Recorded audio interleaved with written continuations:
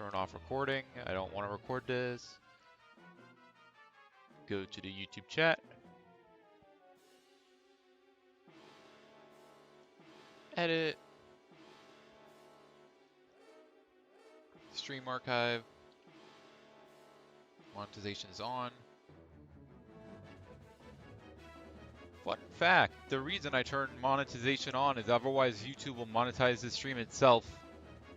And usually that's going to be like an ad every like 5 minutes. But if I turn monetization on to manual, now I can sort of force it to not do ads.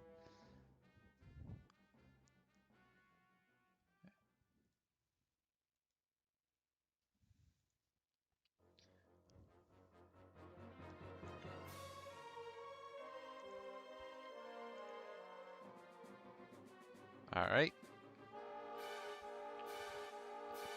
Cool. Let's begin. So today, the first thing I want to do is I want to fix this bug. Last night I did some testing with the level, and I think I really need to fix this bug.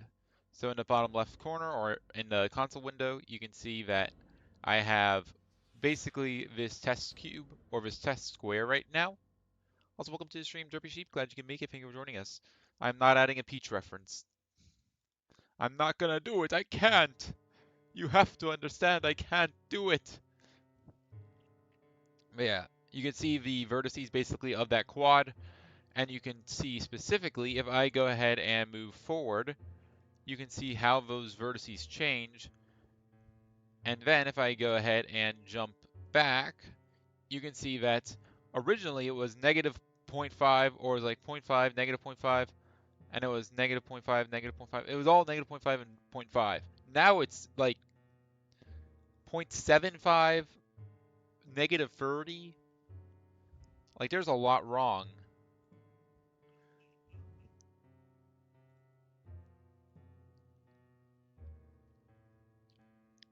I mean, you can just see it right here. It starts off by going to 0.5, negative 0.5, 0.5, negative 0.5. This is the first vertex. Specifically, you can see where it's... The first is where it starts, and the second is where it's going, I'm pretty sure. Oh.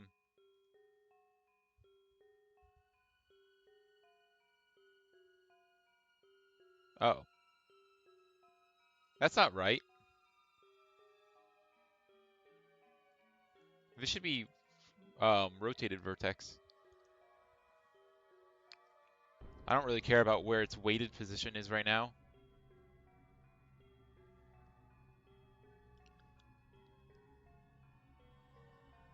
So yeah, right now it's at 0.5,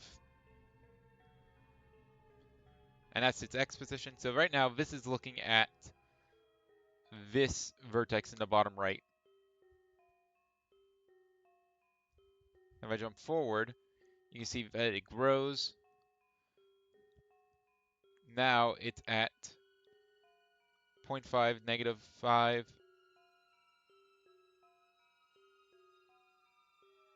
That's interesting. Its x position hasn't changed. Or, no, it has. It has. I'm dumb. This is where it was originally. Now it is a little bit bigger. Now it is 1.5 times bigger, which makes sense. This was in the middle of the square, so now it's over here.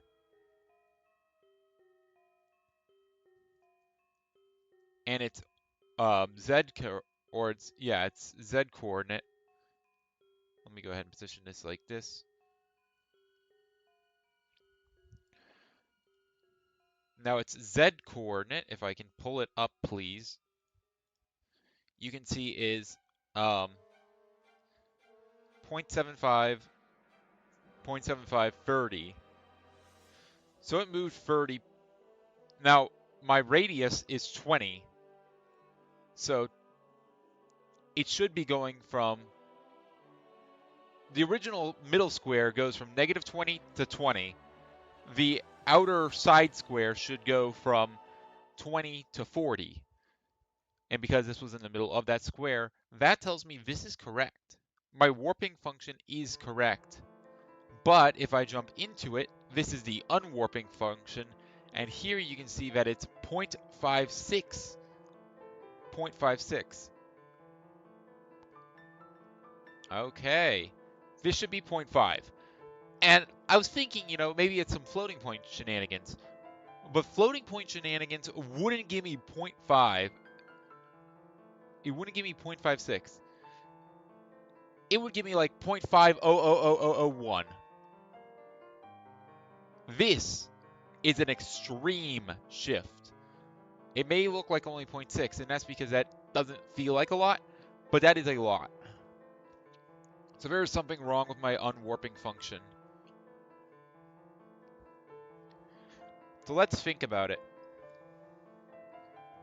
Our warping factor is going to be vertex x, which is going to be a value from this. All the directional axes are going to be either 0 or 1. And it's only going to be 1 for the one that is actually being warped upon. So in our case, when I was jumping into the foreground, that's going to be the Z direction. Now something that's especially interesting is this, oh wait, no, I have its original value here. Its original value was 0.7530, and it did move back to 0, so it did get that right. That makes me believe it's this down here, the unwarping vertex function, not the warping factor itself.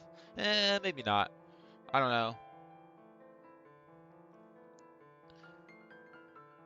So vertex x is going to be some value, or this whole block is going to be some value from, well,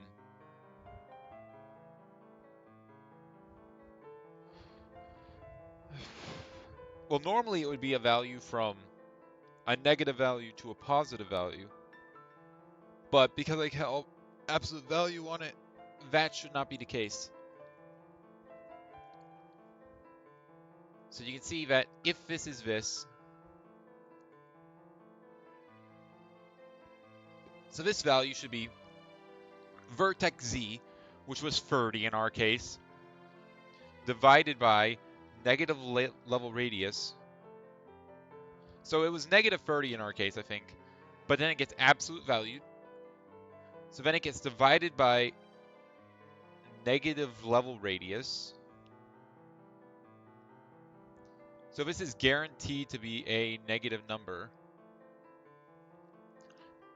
because you're dividing what is guaranteed to be a positive number by a negative number. So the level radius, let's say, is 20. Well, in that case, we have a value that is 30 divided by level radius, which is going to be 1.5, which makes sense because it should be in the middle of that level radius. It's in the middle of that side cube. So it's between 1 and 2, which is 1.5 as you'd expect. So it's negative 1.5 plus 3. That's going to be positive 1.5 times 0.5f.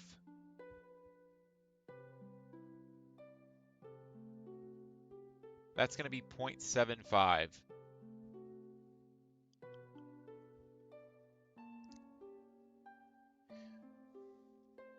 Now, if we take a look here, this was 0.75. We want it to become 7.5. So its warping function actually needs to be, assuming that, I'm pretty sure I just it multiplies the perpendicular axis, which turns it on or off, and then vertex x, y, or z, so the vertex position, and then time this warping factor. So what it's doing is it's taking 0.75 and then it's multiplying that. This needs to be 0.666. What am I doing wrong? this should not be 0.75, but that's the value I'm getting. Huh. That is interesting.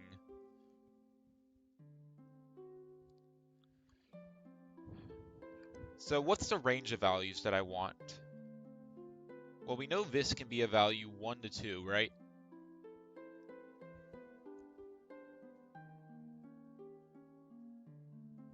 We know this can be a value, well, level radius to level radius times 2.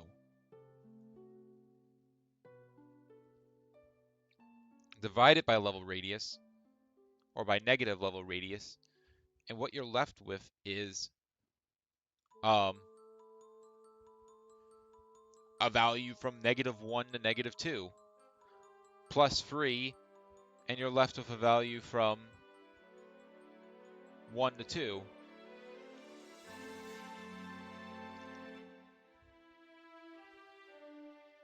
Times 0.5.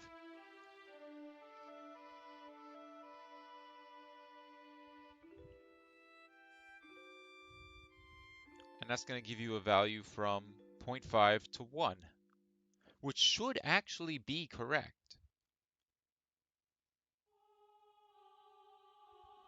Because the outer side should be twice as far as the inner side. So that should be right, but it's not mathing right. All right, let's think about it another way. Let's say we had a point that was all the way on the far side. All the way, so it's at 2n, or it's 2r. So that means this is going to equal, this value right here is going to equal 2r. Then this will divide it by a level radius, so now it's going to be 2, or -2. What's important is this should be 0.5.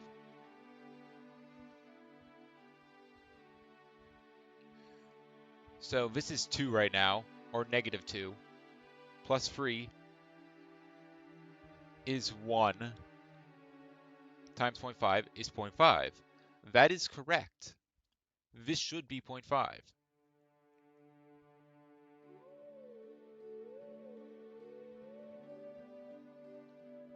Then we have, let's take a close example.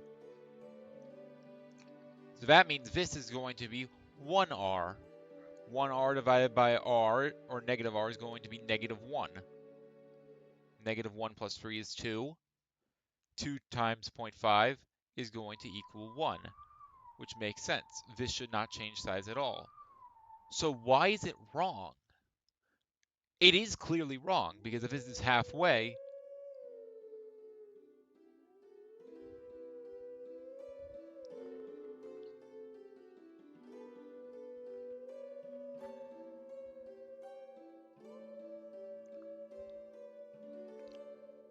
because if we're halfway, this will equal 1.5r, this will equal -1.5, plus 3 is 1.5, times 0.5 equals 0.75. But that's not right. The warping factor of something in the middle, it should lose half of its size. It shouldn't be times 0.75.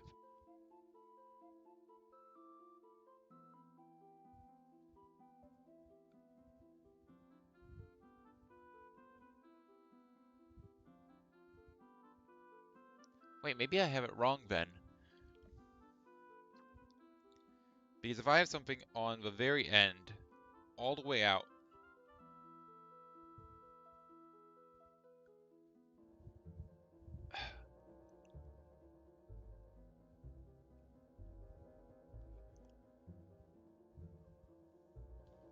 I think it should be times 0.66.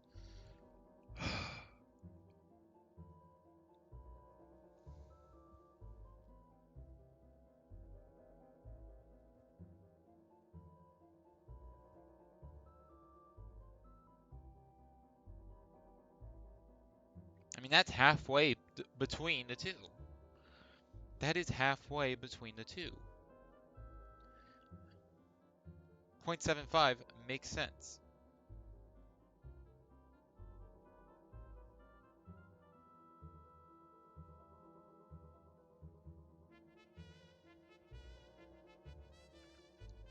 Dumb question. What's 1 divided by 1/2? Or 1.5? It's 0.66. Okay.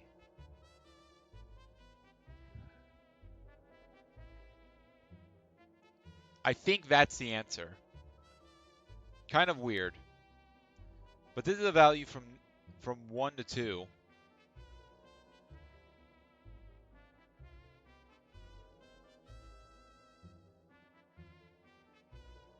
What I think we need to do is we need to divide this by...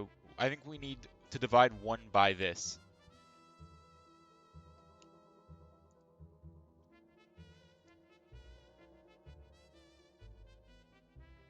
So what we're going to do is 1 divided by absolute value. I don't think we want u. So this is going to be a value between... First of all, where is this? Yeah, that's the entire parenthesis. So this is going to be a value from 1 to 2. No, sorry. From 1r to 2r divided by negative radius, and you get a value from -1 to -2. Plus 3, you have a value from 1 to 2.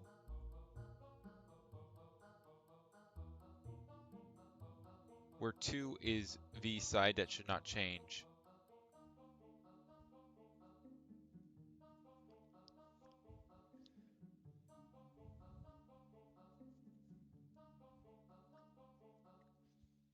I think I actually now need to flip it.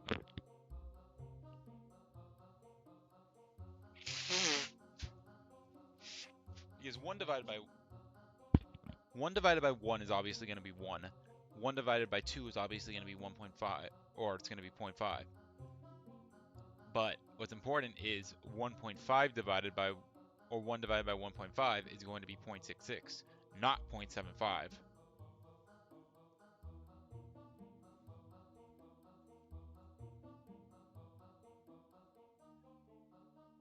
But yeah, in this case, the big side, the side that's far away, is going to have a value of 2r, which when divided by a negative level radius is going to be -2 plus 3, that's going to be 1.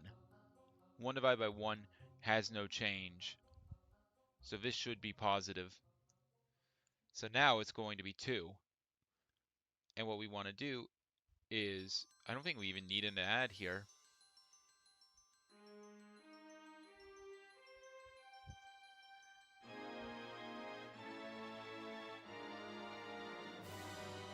And the reason I say that is if we have the level radius, so we know that this is going to be a value from 1 to 2,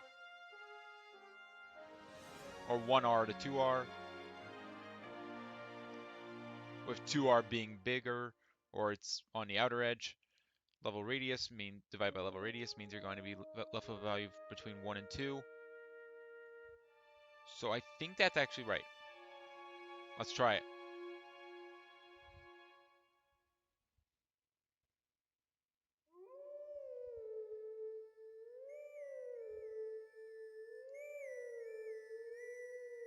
And that would explain why the glass wasn't screwing up. All because the glass was actually fine. Because the glass was on the edges, and the edges are fine. It's the scaling factor in between the edges which was the problem. And yeah, that looks right.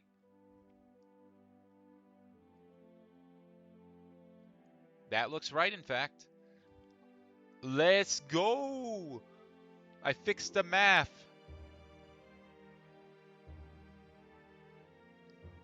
That is huge.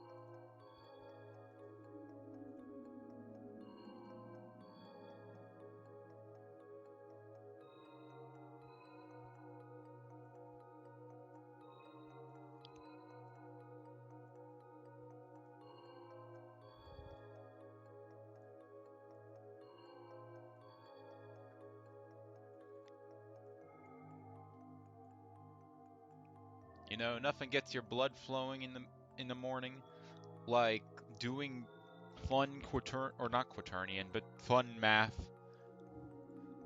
It's all just projection. That's all the math is, just projections. So here's level 1. So now let's look at it when I rotate it. Oh god. Oh, it's because I'm printing a lot.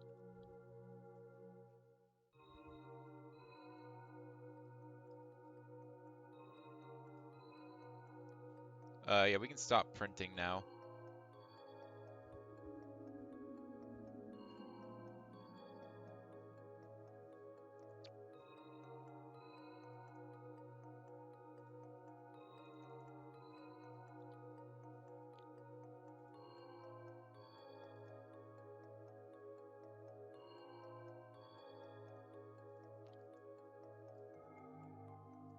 It is a little laggy, but there's not much I can do about that.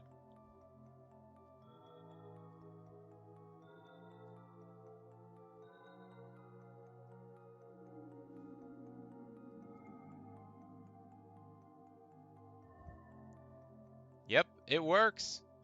But now I have to add in collision.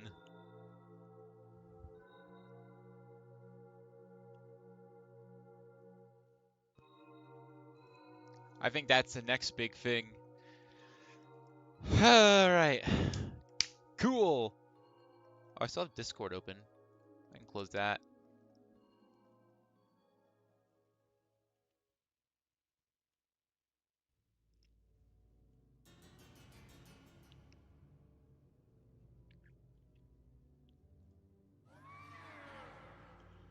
Alright.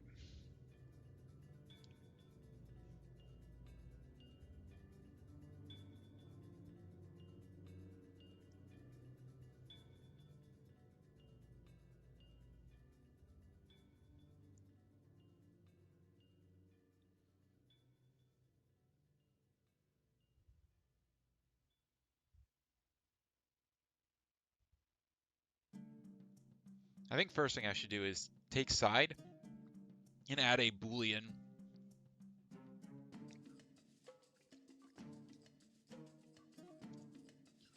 Export it. Private bool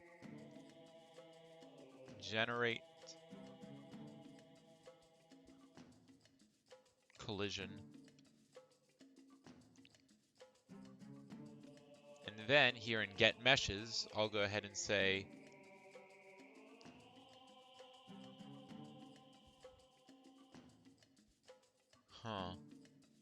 what am I calling freezing verts?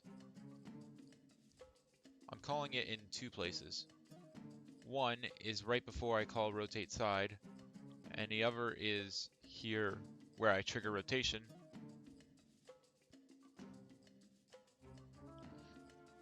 So I think that in freeze verts, I should go ahead and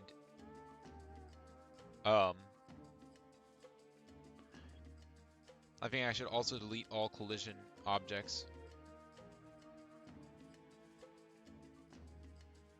Now last night I did find a video on how to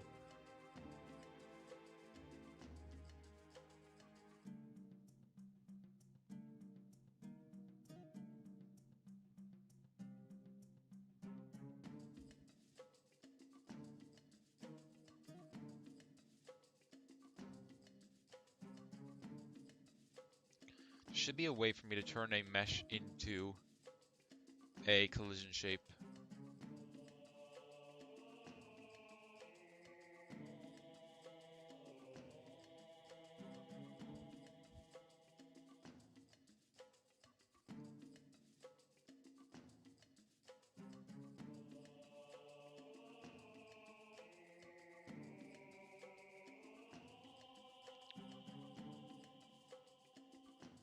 So in try create collision, I don't really need to put anything in. I just need to say if current side, if current direction is not equal to direction dot inner, or if my or not generate collision. Did I really make this a capital letter? Wow, I'm dumb. Always use camel case for this stuff. Or generate collision.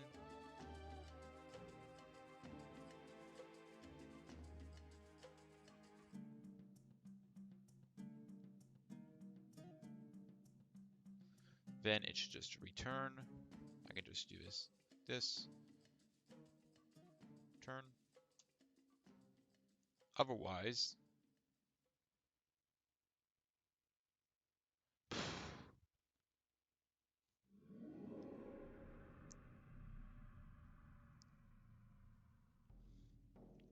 mesh foo mesh equals new mesh. Let's see if we can do this programmatically.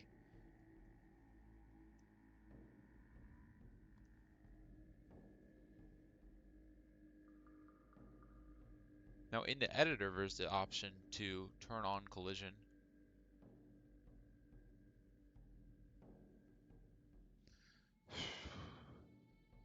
That is an option. I prefer not to, though.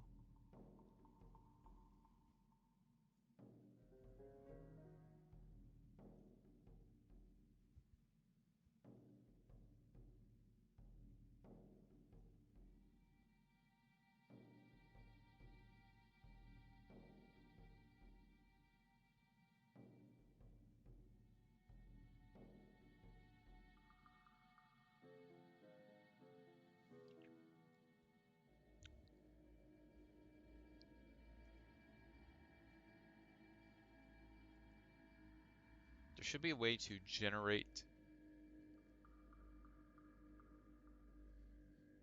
What if I generate triangle mesh?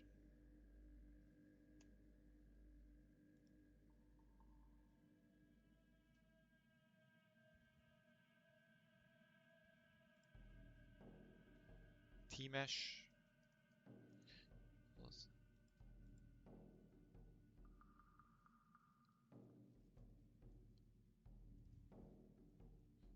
Let's see what happens with T-mesh. Can T-mesh generate collision?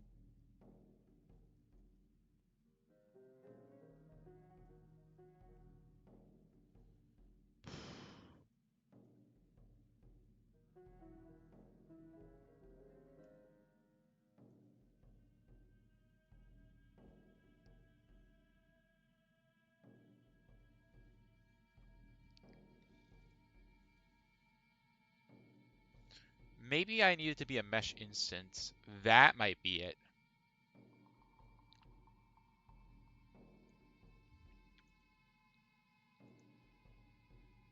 For each mesh instance 3D.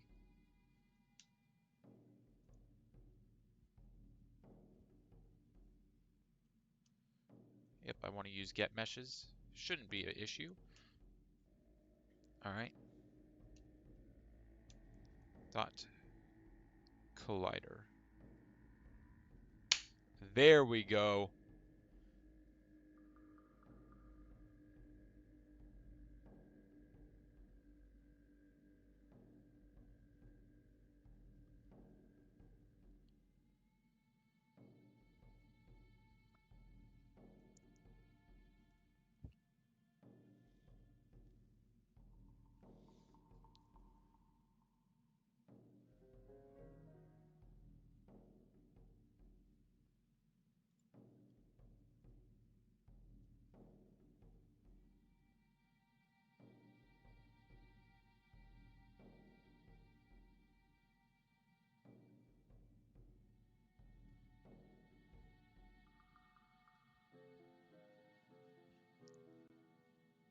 Let's put it in here.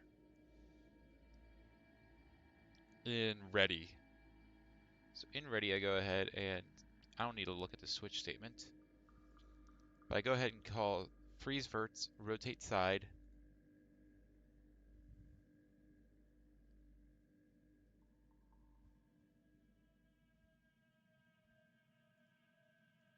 So now let's call create collision. Side dot create Try create collision. Let's see if this works.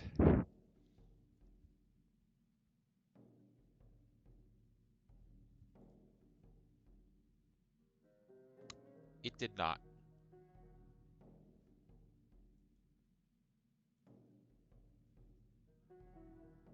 Oh, yeah, that'll do it.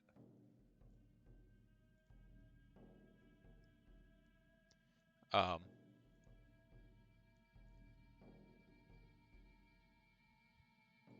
generate collision. Turn on generate collision for V's.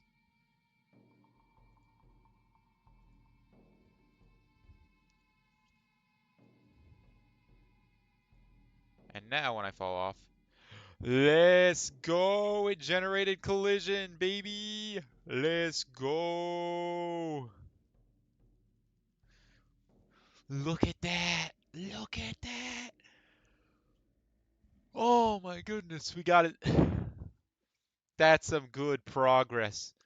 We can now stand on it. Oh my goodness.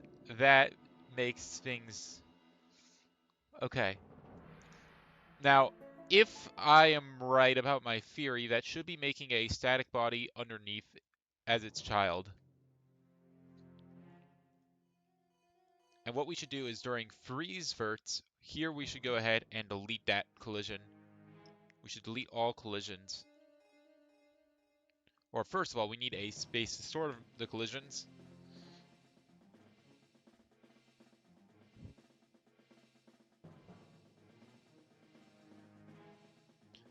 Um,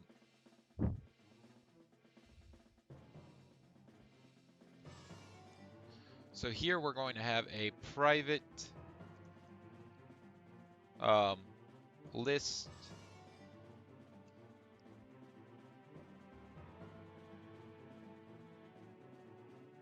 of static bodies.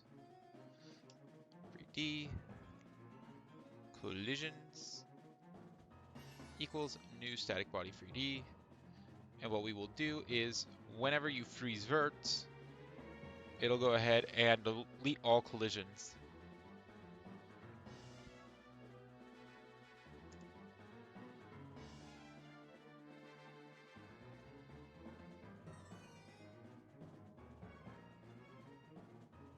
Shouldn't be called collisions, that's a bad name for it. Should be colliders.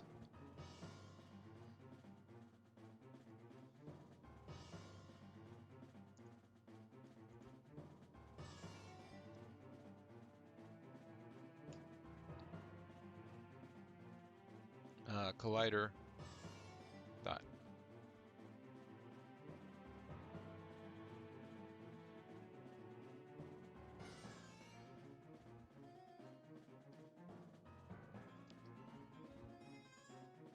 And then here,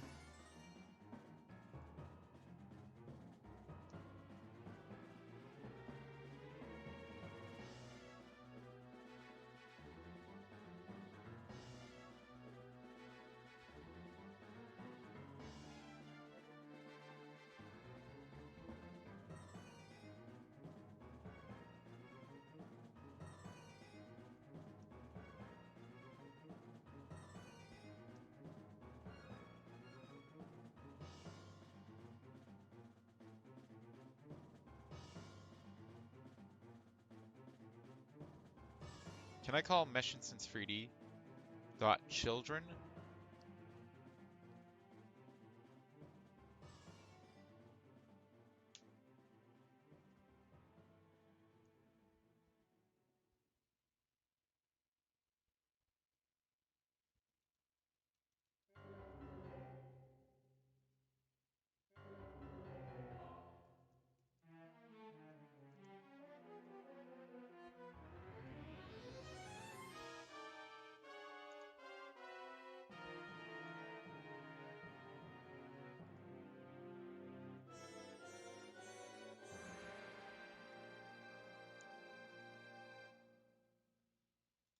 I guess I can call this mesh child.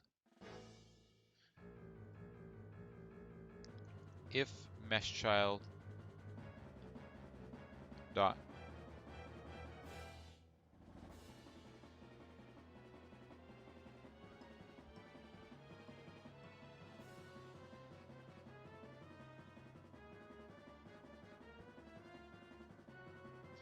So if my mesh child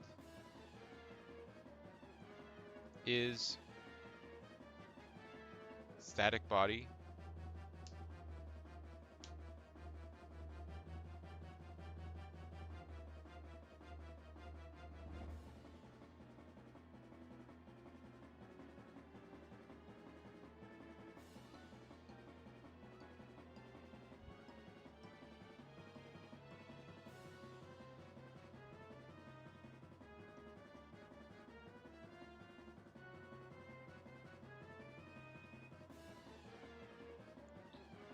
all right.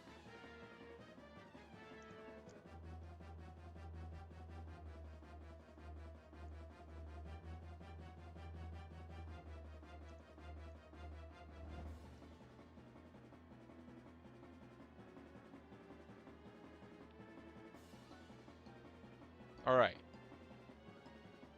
So now if we go back to game manager, once we have finish rotation,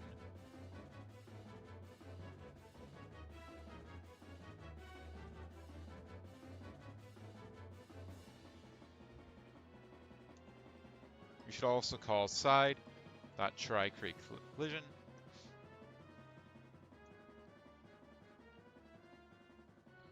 All right, let's see. Does it work? Please tell me it works. It would be so cool if this just works first try.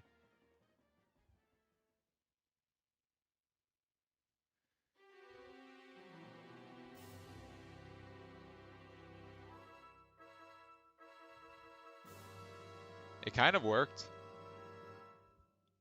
Oh. Okay, I know what the problem is.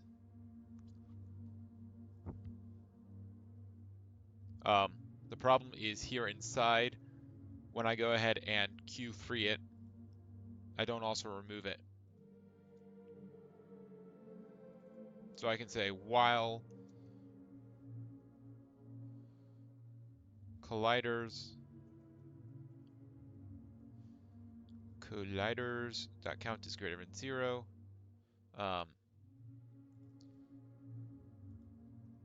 Collider 0 dot Q3 and colliders dot remove at 0. There we go. That should work. You can see I can go through it. It is quite a bit laggy, but you know, what are you going to do? And that's the first level. That's it. There's going to be a exit here once I figure out how to add stuff.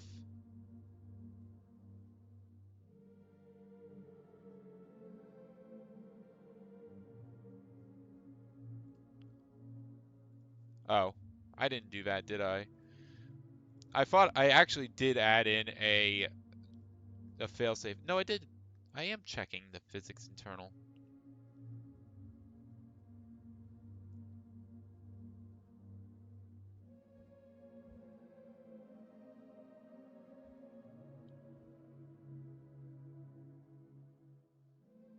That's weird.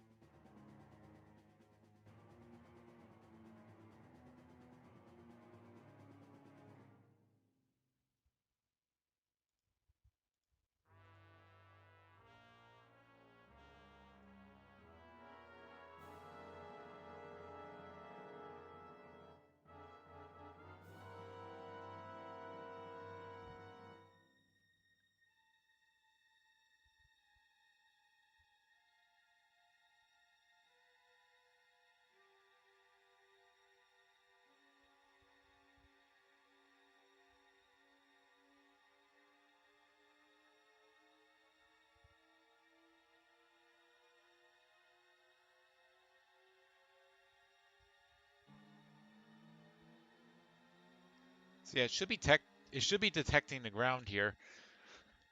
Also, I do realize why this is happening. There's no floor on the other side of this. So it's not detecting this floor.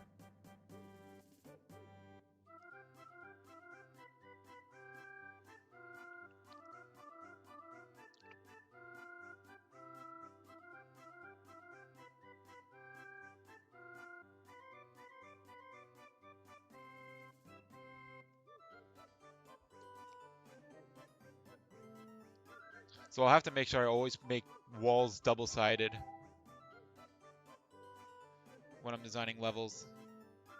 So it's only detecting one body right now, which is fine. That's normal.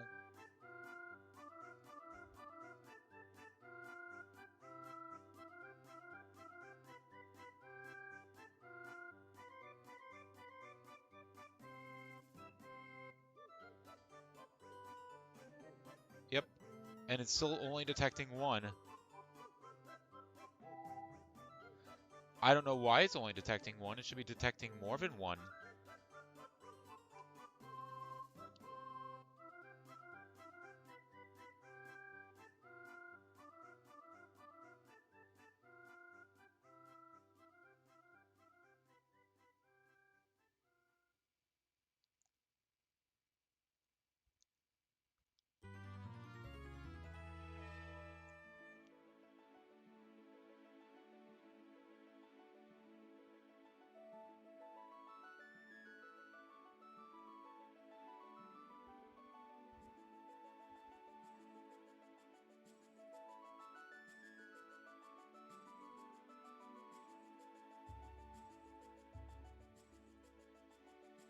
Maybe collide shape instead?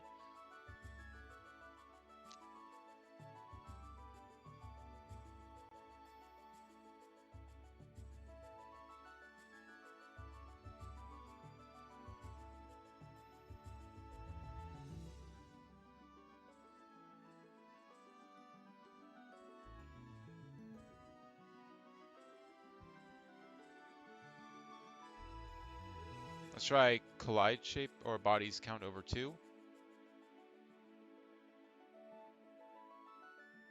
Let's try that.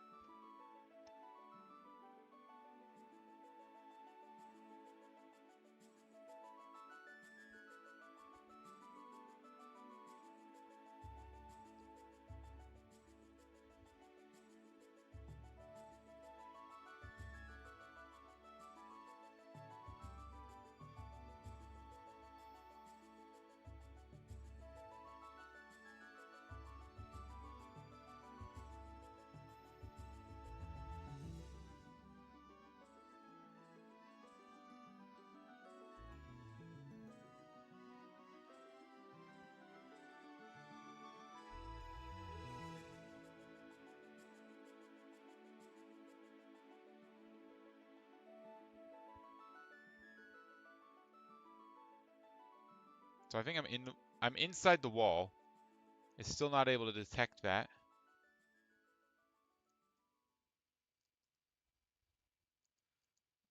So it's not able to detect that I'm inside the wall, which is very weird.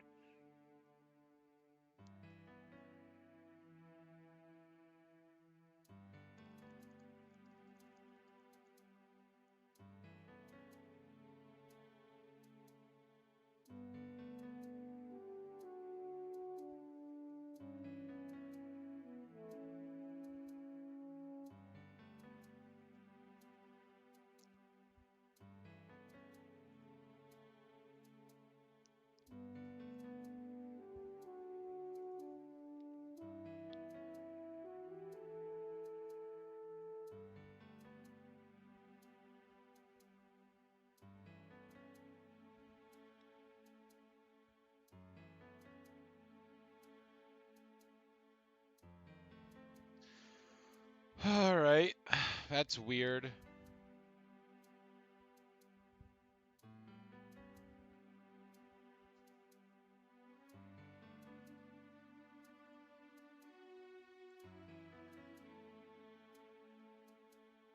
I kind of want to see what the fastest way I can get myself stuck is.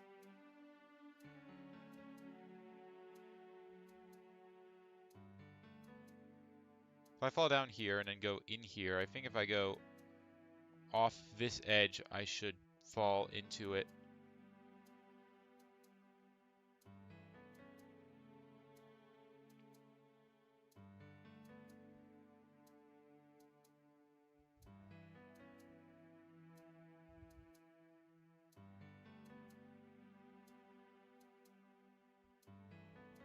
Yeah. So right now I'm in the wall.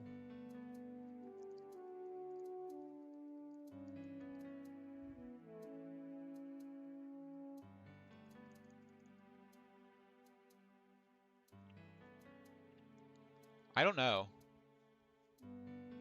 But clearly this check internal isn't working.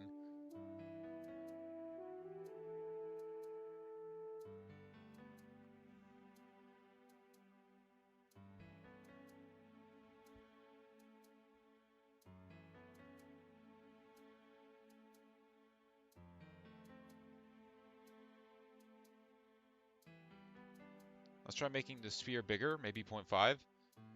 I don't know.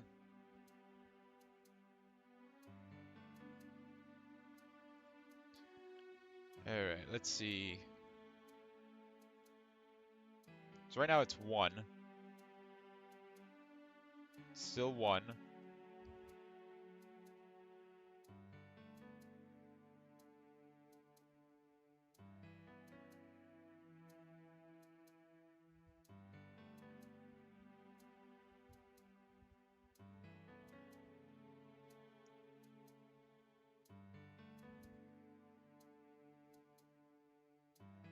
It's still 1 here.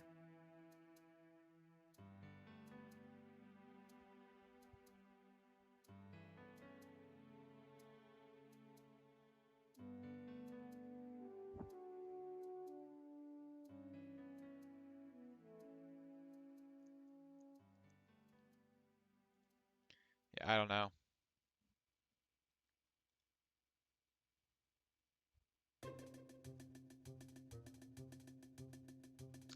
Let's try this. We have the internal check area. It should have a signal when area entered.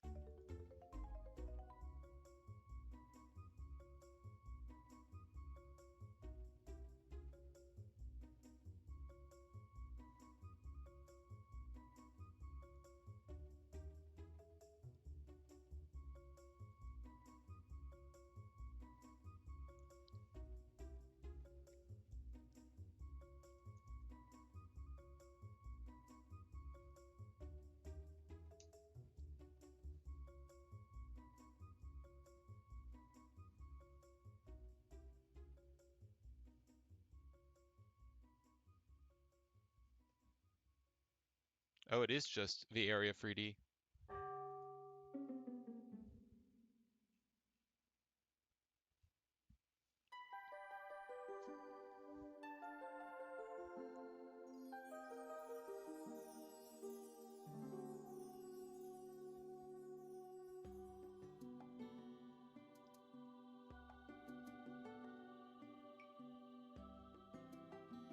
So I want it to be called on.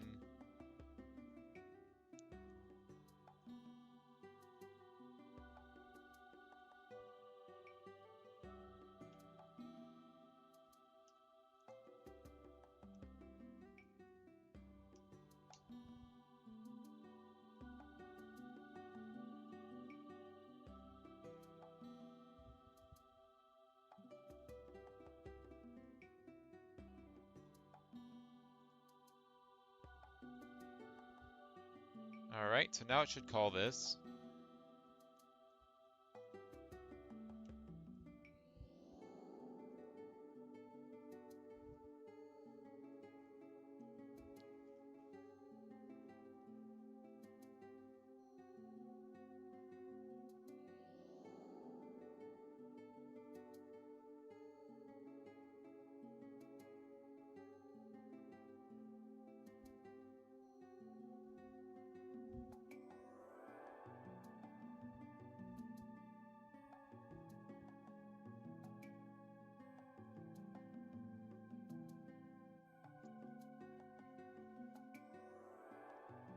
It's not run checking internal.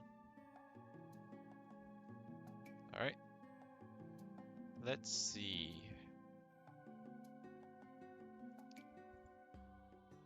So no error yet, or no message yet.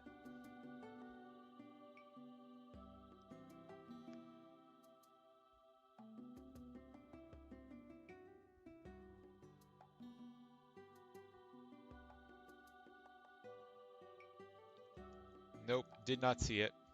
The area 3D is just too stupid to realize that it's stuck inside a wall. I don't know how it's too stupid to realize this very obvious thing, but it is. It sure is.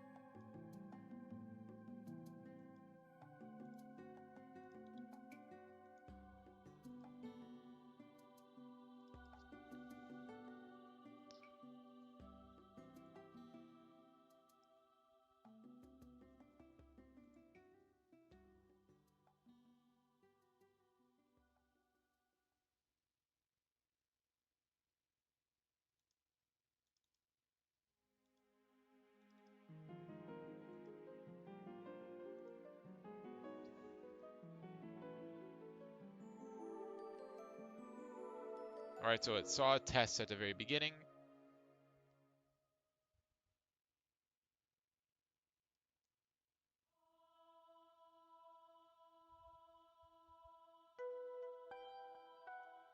It got a test there. Alright, that's what we want to see. Alright. That's what we want to see.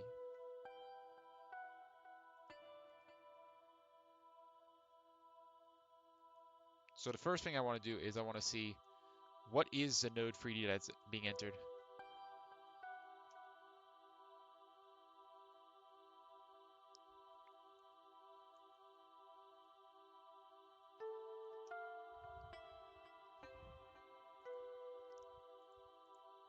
I'm assuming this first one will be player. It is.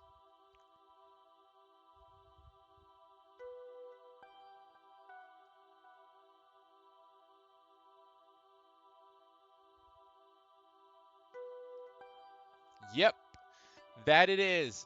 Let's go. It actually works.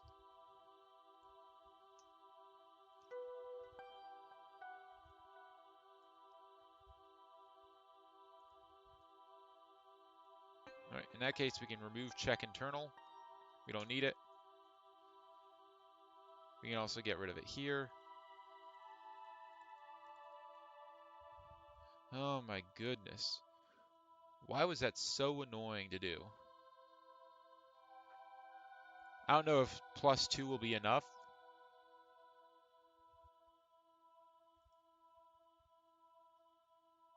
Oh wait. if area equal player, I guess just this.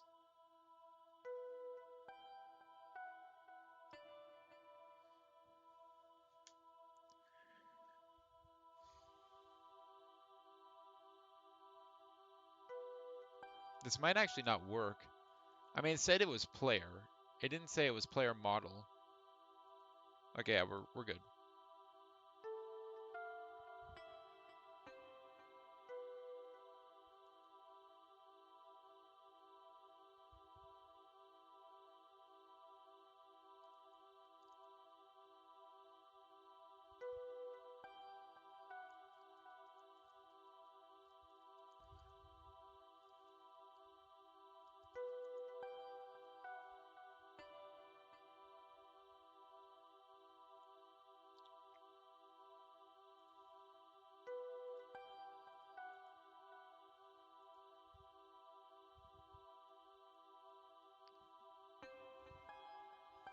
Let's actually set this to vector free.1. And the reason I'm setting it to vector free.1 is so that way it'll go ahead and inject in. It'll eject even if you're stuck in a wall.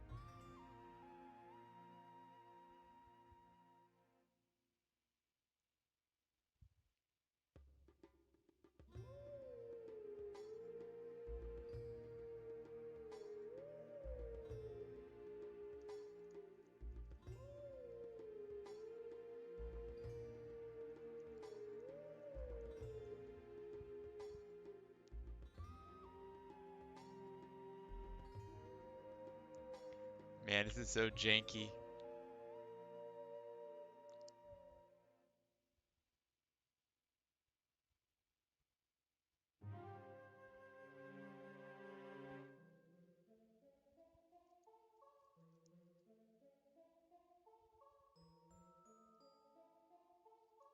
Thankfully, as long as I remember the proper walls, this shouldn't happen that often.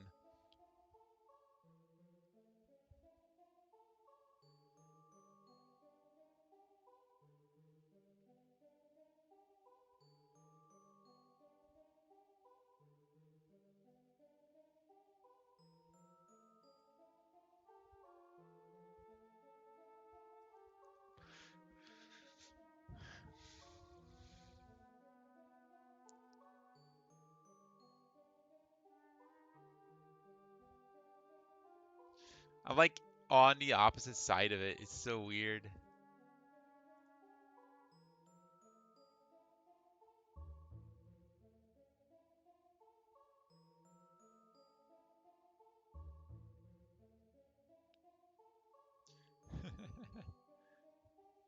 Falling through the infinite loop.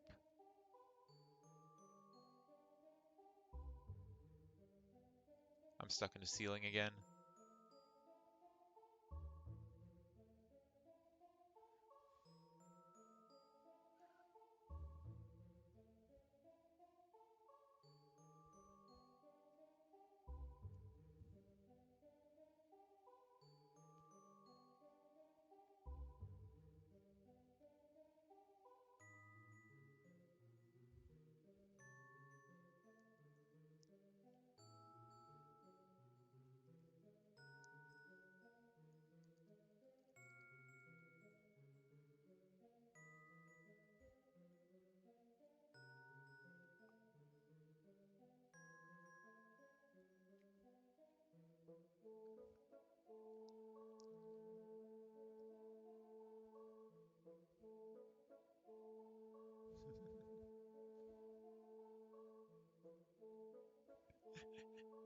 What in the world?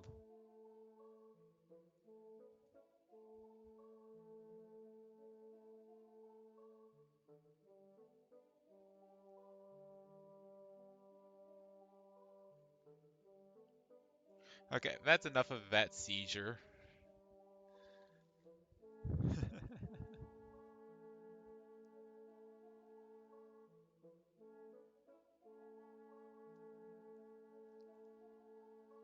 So one major problem is that this is the bottom cube.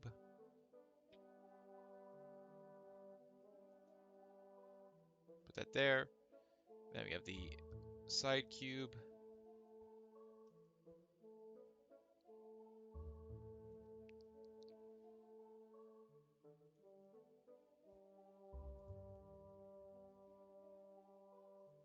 Now these two sides do go together. The big issue are these two walls right here. They don't have anything connecting to them.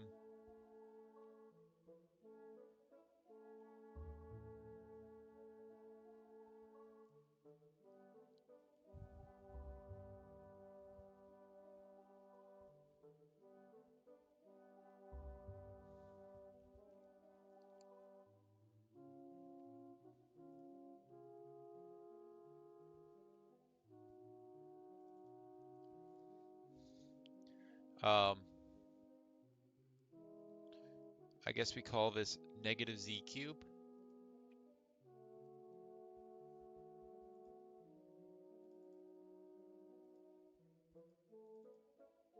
I guess we should label them to where they should be in Godot. So this is not the bottom cube. This is going to be the negative y cube.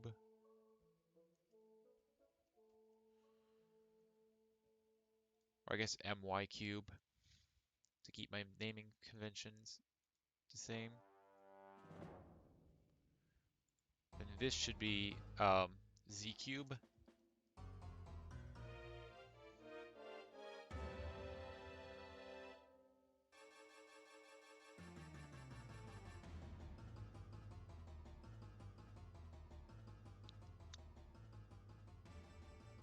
So we want this one to scale by y.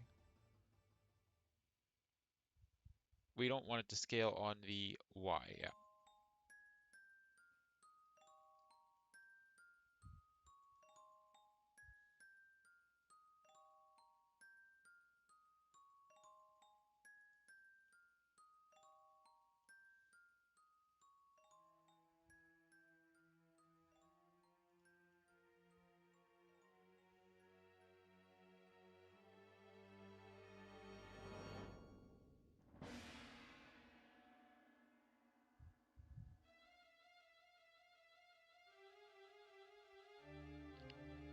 Actually, there is another thing that we need to do.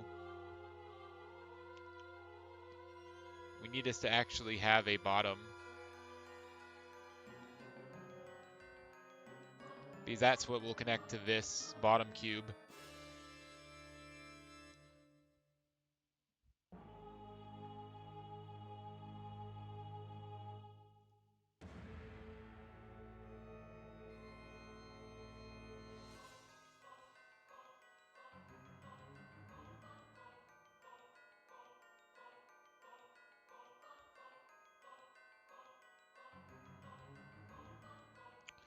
So that should be right.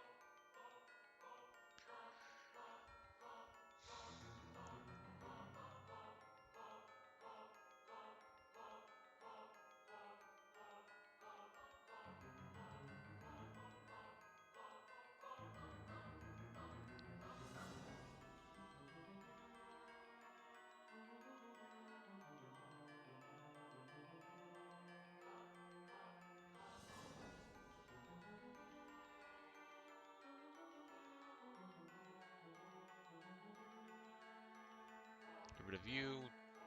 Get rid of you. Get rid of you.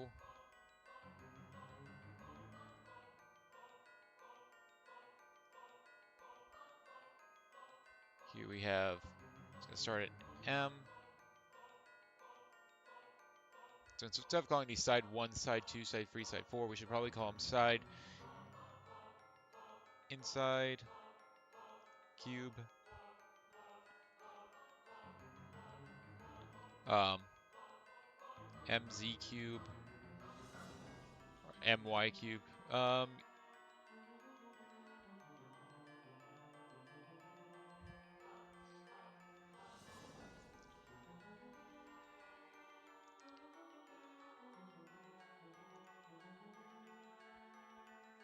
Z cube, then my cube, and then lastly we have mz cube.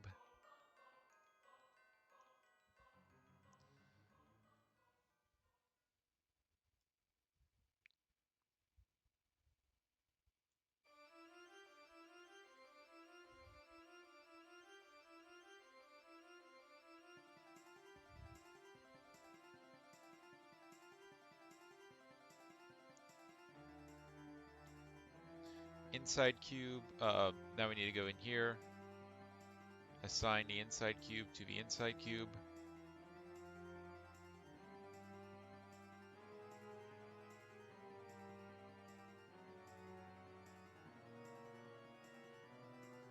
This is going to be going in the mz direction because it's a z cube. The my cube,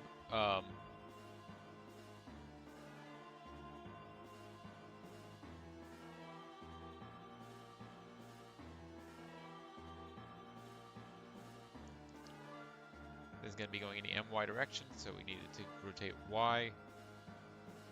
Then we have the mz cube, which is going to have there, and it's going to be going in the z direction, so that should be good.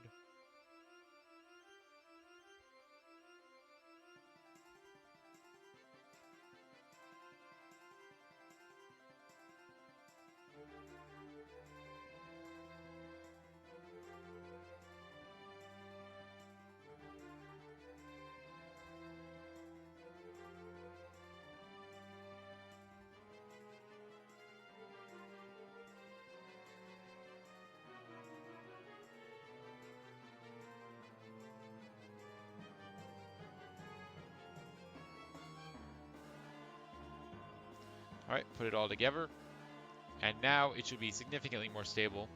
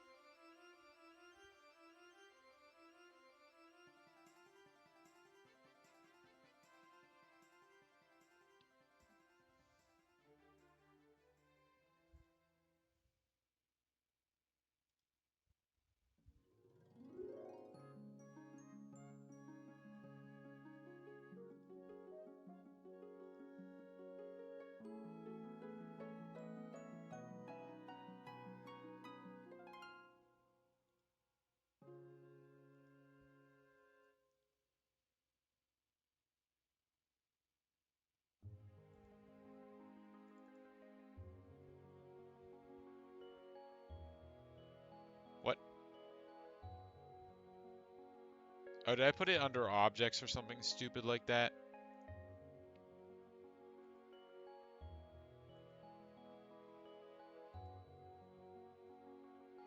Meshes, meshes, meshes.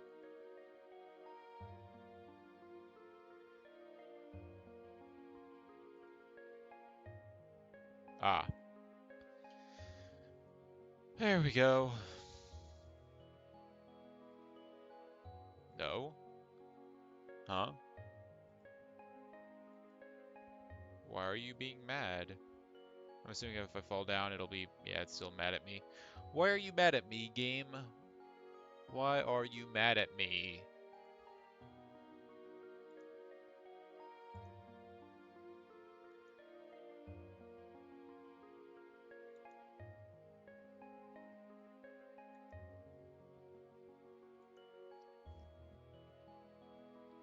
Did it not update here?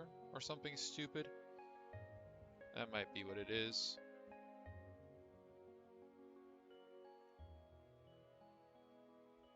Yep, that's what it is.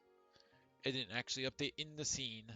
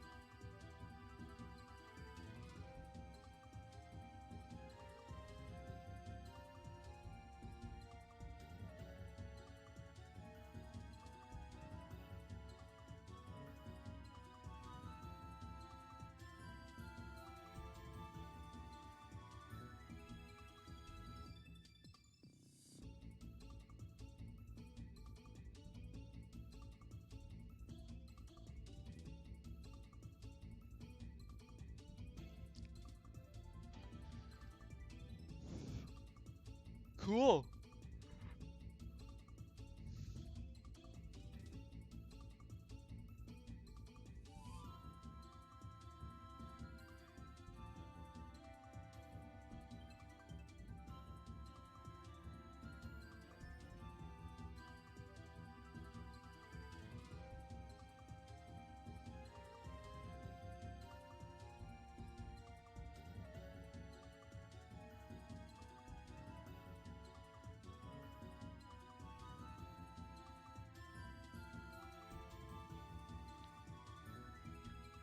That's a half wall. Why is there a half wall here? That shouldn't be there.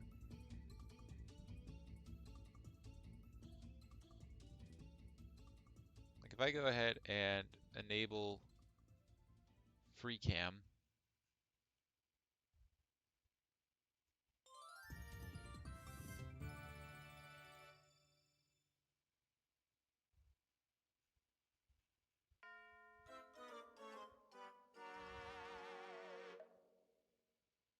you can tell that this is half a wall.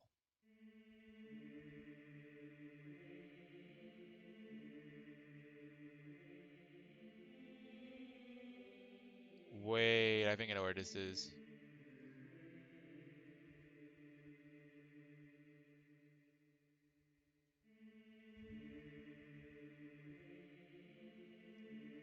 No, maybe not.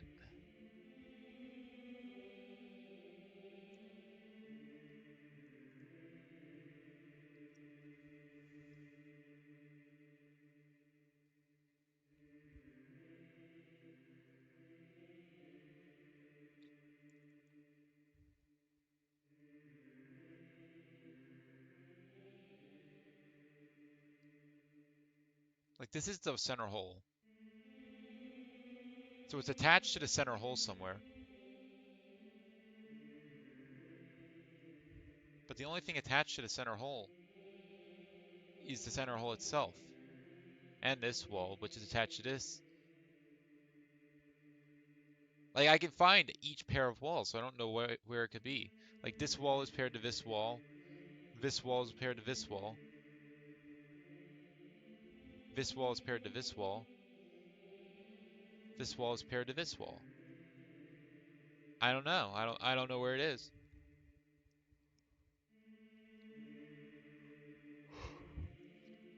That's so weird.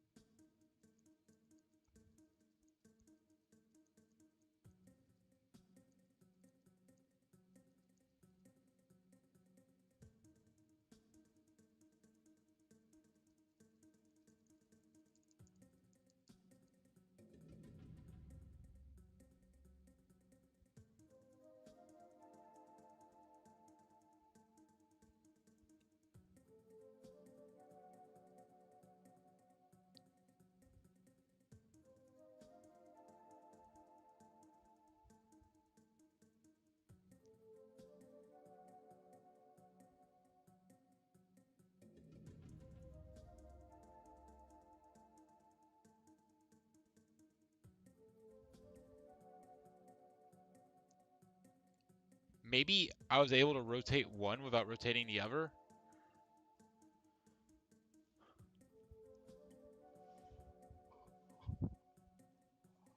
I guess when it's the outer cube, you can rotate.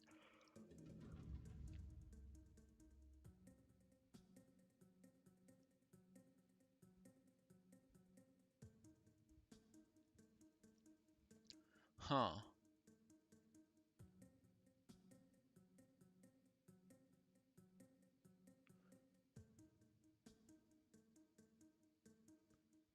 Yeah, I guess you can terraform in this game, kind of.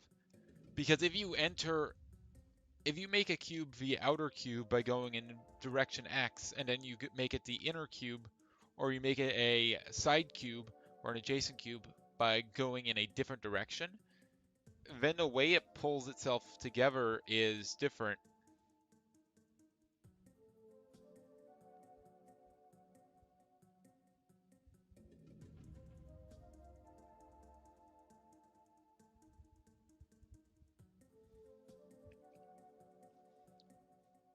Huh. Like, that doesn't feel right.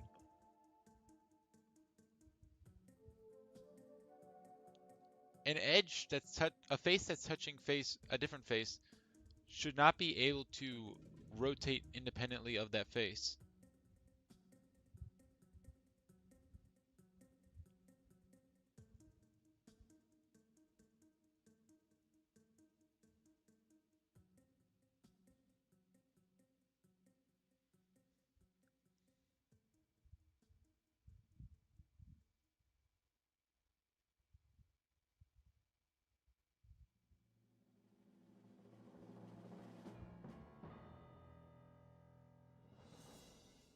At the same time, I can't think of any other way it would work. So I guess it is just possible for this to happen.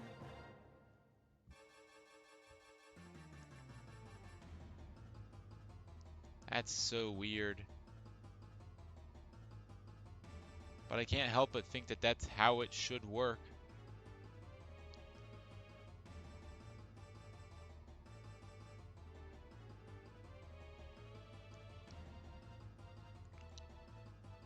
That is so weird. Man, it is hard for me to visualize. Like, I know I like visualizing the four dimensions, but like, this is kind of weird. This is a lot to take in.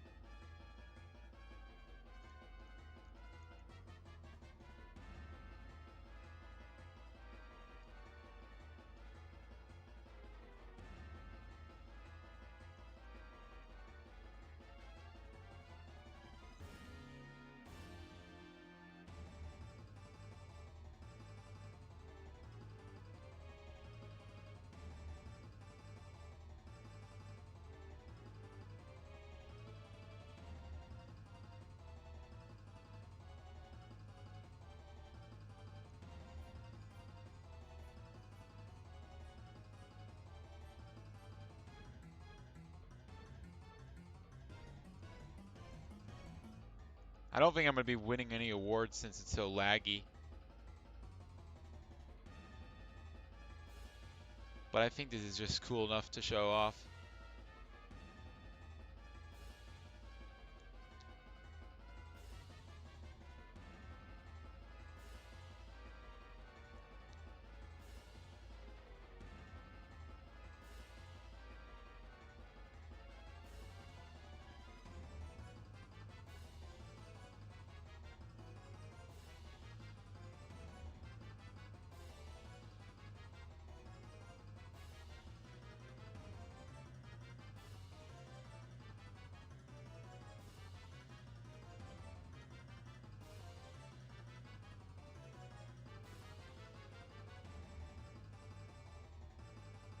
I do want to see what it would look like if I'd made it so it's just negative, negative, or just -2.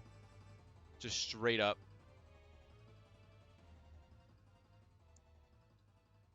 We'll do this.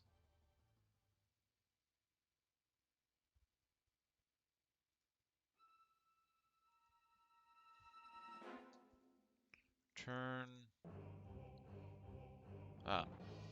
vertex times -2.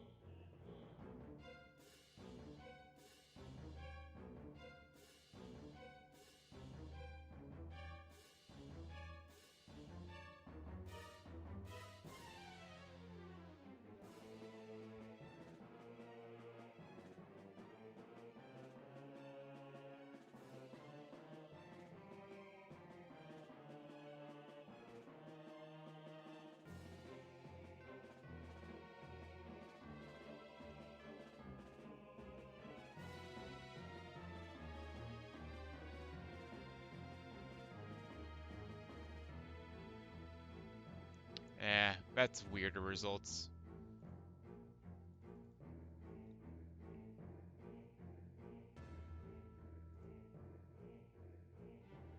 I mean, one option is just don't allow the player to touch certain objects.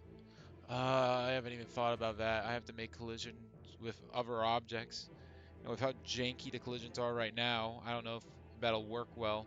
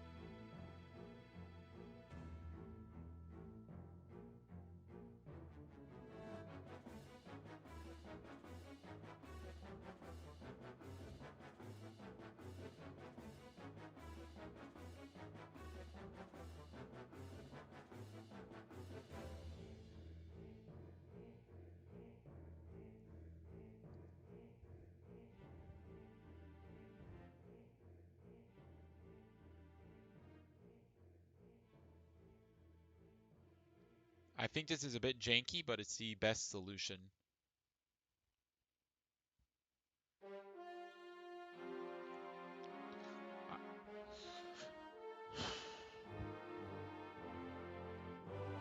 All right, I've been thinking about it for a while now. I think I need to zoom the camera out a little bit.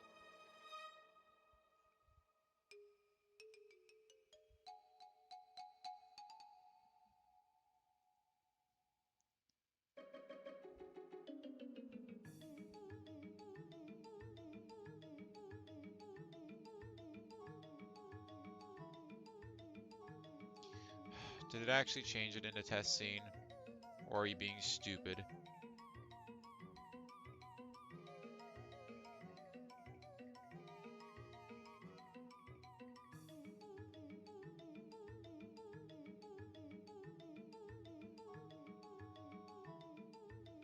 No, it should be right.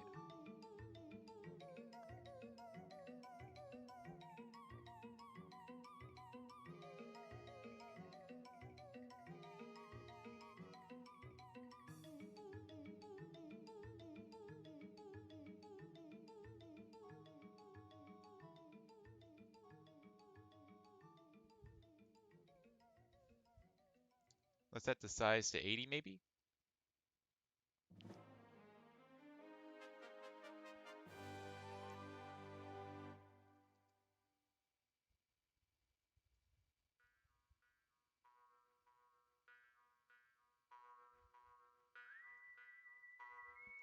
Cool.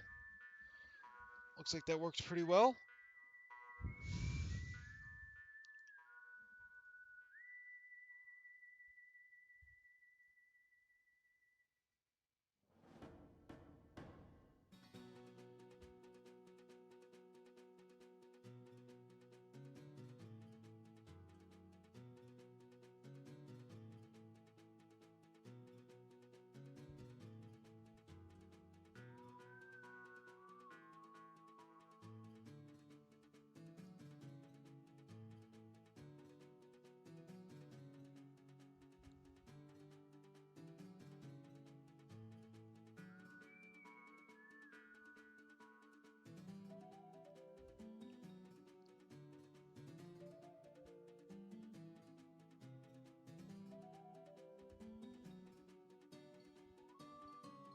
This puts me inside of a wall. Yeah.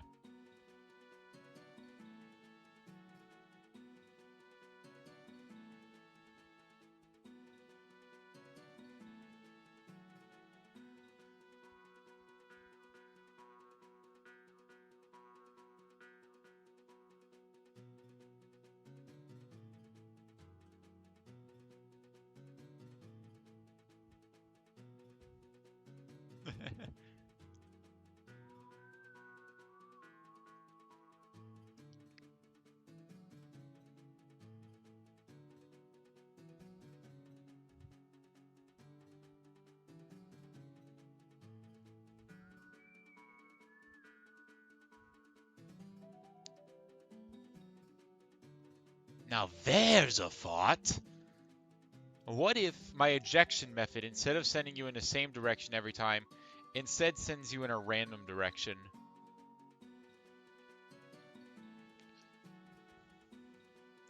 So now,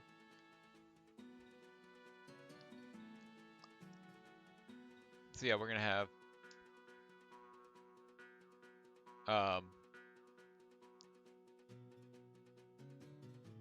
vector free ejection vector. So now if I'm like stuck in a ceiling, what it'll do is it'll send me through the ceiling.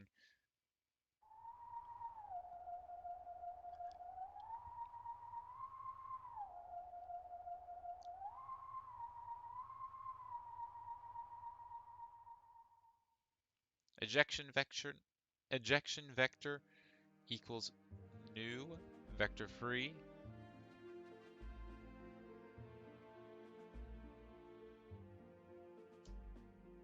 random dot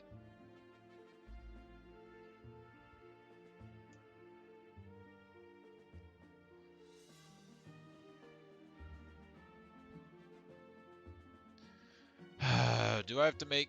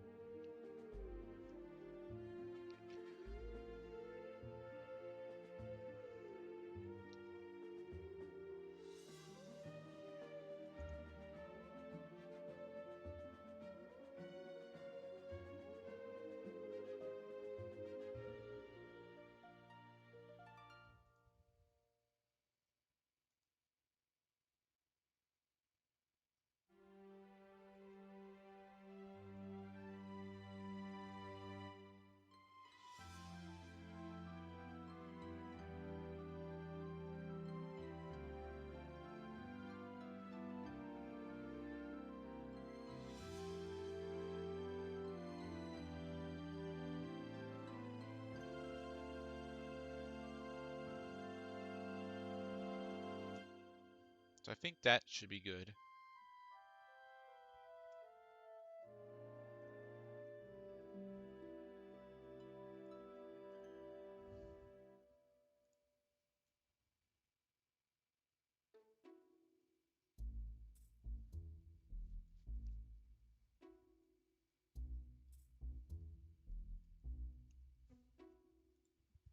So now if you get yourself stuck, it should be easier to get yourself unstuck because now it's going to move you in a random way.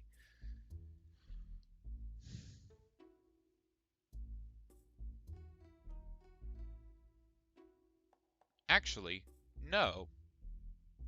Let's not use random. Let's eject you towards the center. How about that? Yeah, that makes more sense because you're only going to get stuck on the edges, so you don't want to be sent towards the edges again. So yeah, we want to say player dot x, or I can just say position dot x is greater than 0.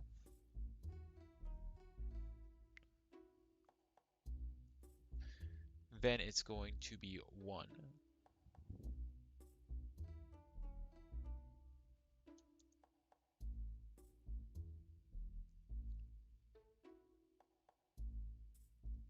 Otherwise, but no. If my x is greater than 1, or if it's positive, then I need this to be negative. Otherwise, I want it to be positive.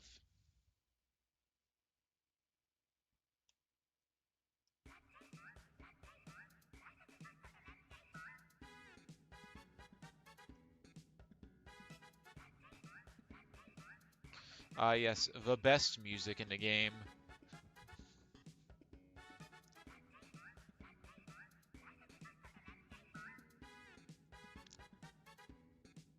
Yeah, that should make it easier to escape.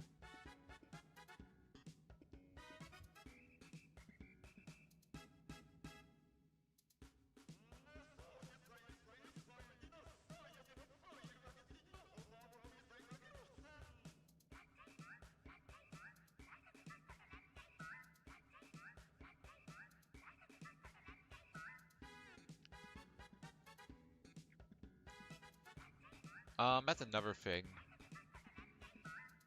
When we do the rotation,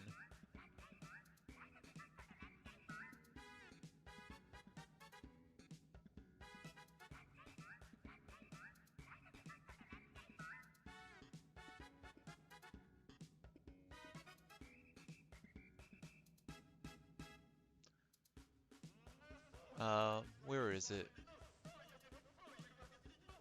Physics process. I think I do it here. No, it's in trigger rotation. That was my next guess.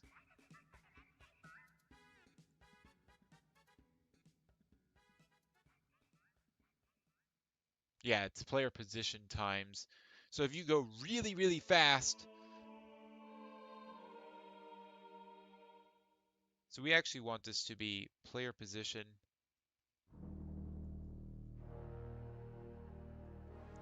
We really don't care about the player position that's on the axis. So we're actually going to set this to 0. And then what we're going to do is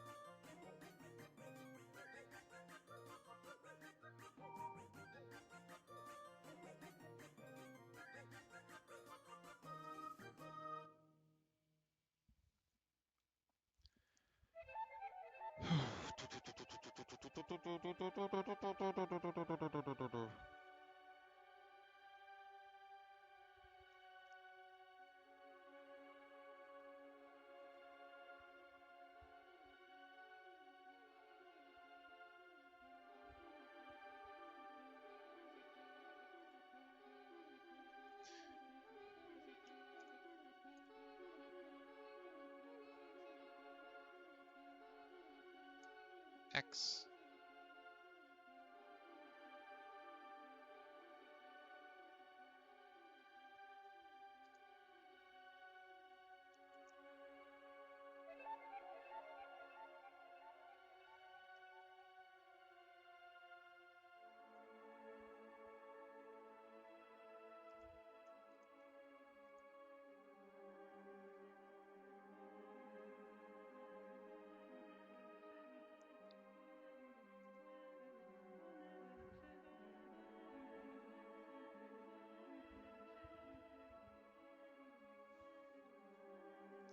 So negative target player position.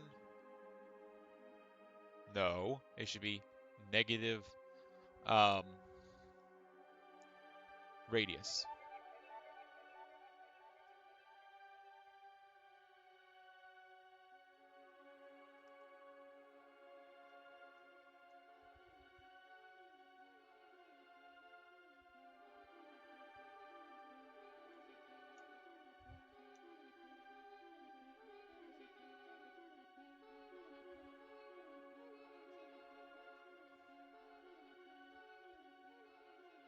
And then maybe by 0.9.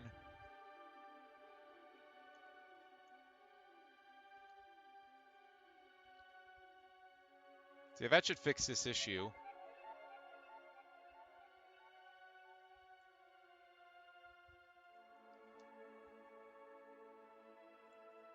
this should be up.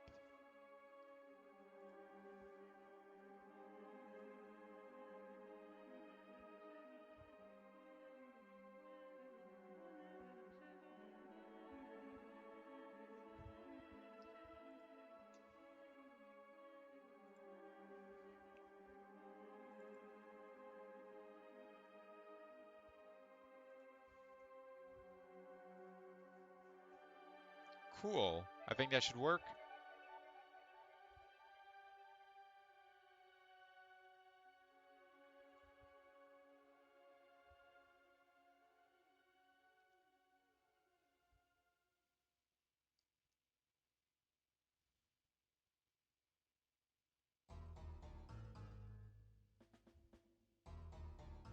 Seems like it fixed a lot of the glitchiness.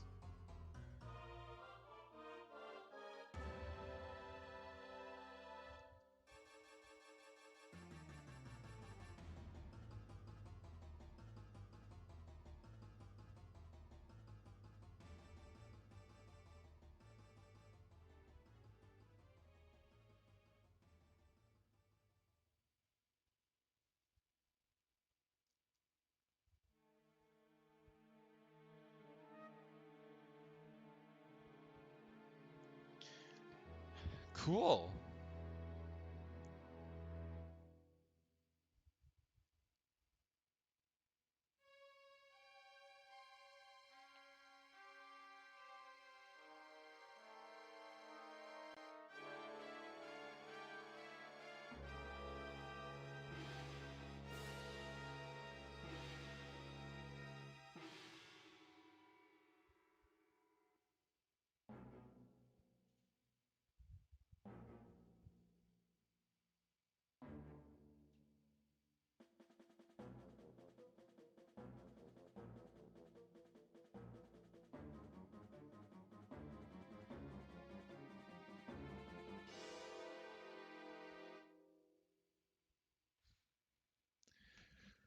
All right.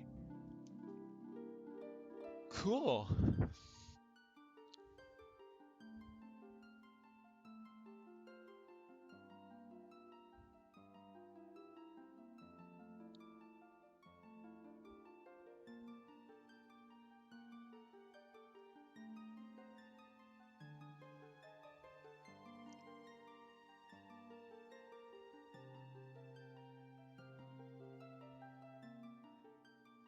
Man, it is so cool just to see the entire world rotate like that.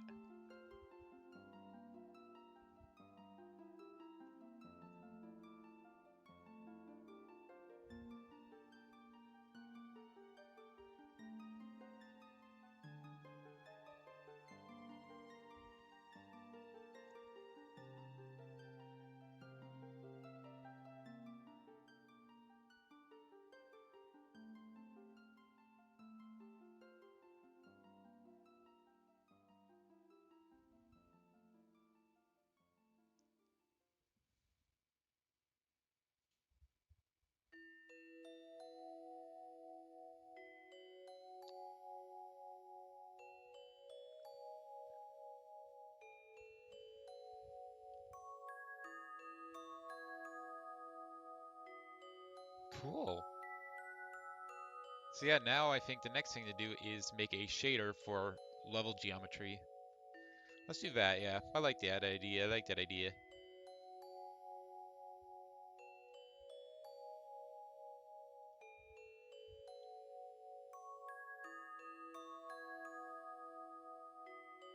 Um,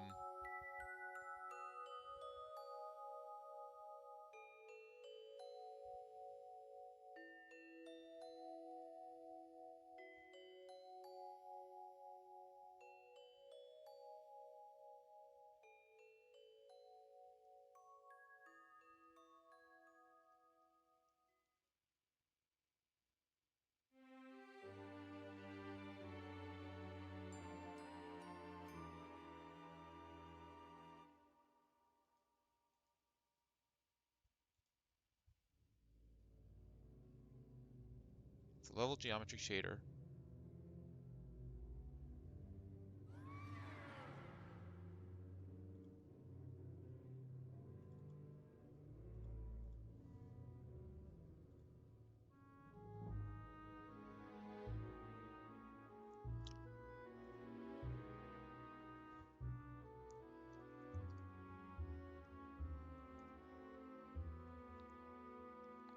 All right, your first shader. Your first 3D shader.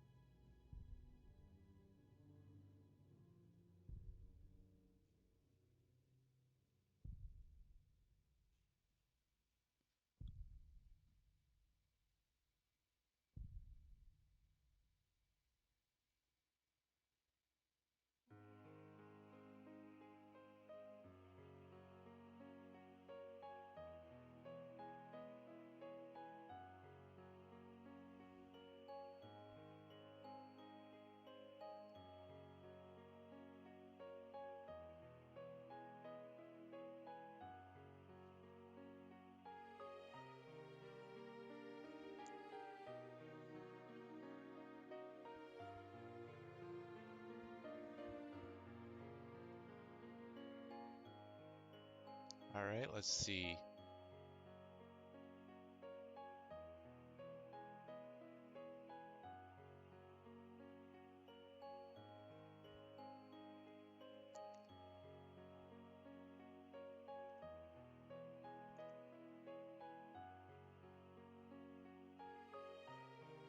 I've never really used shaders in Godot before, so let's see if this works.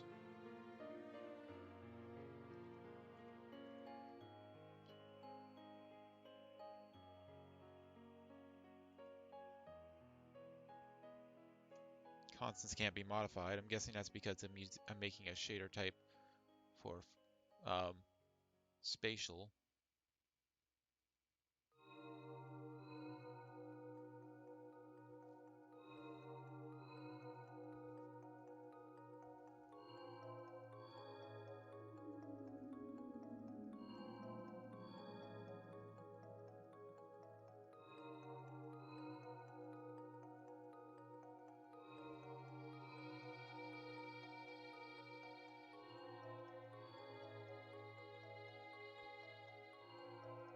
I don't see an albedo.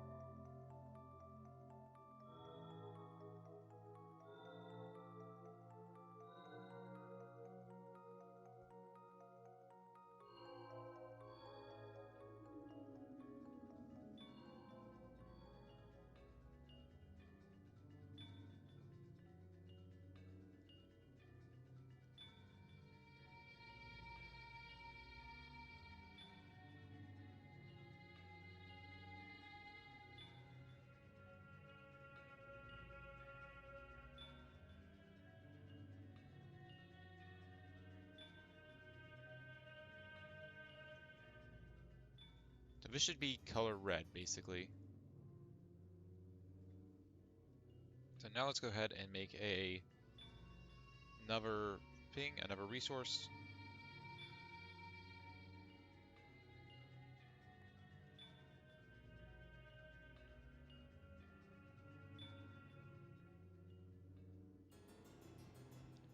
What I want is a resource, a shader material.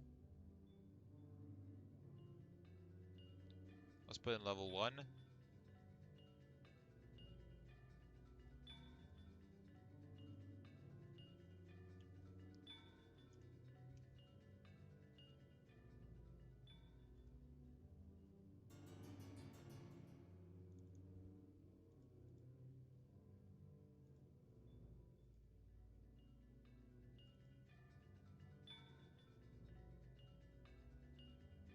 Alright, and now if we go to Blender, or level 1 blend,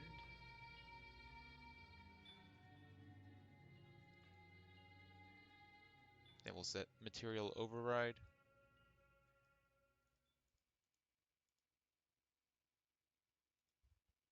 Use.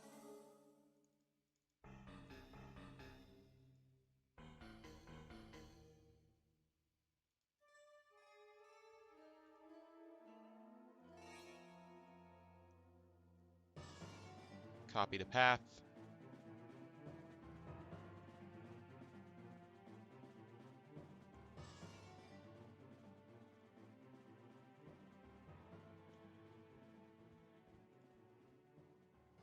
Alright, cool.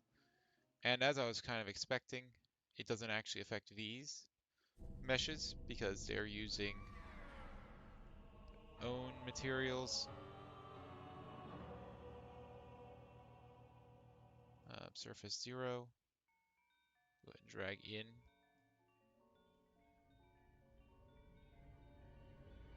Oh, I probably have to do it on each of them. Now, what's somewhat concerning is this might not work. I don't know if it'll work or not. It did. For one of them.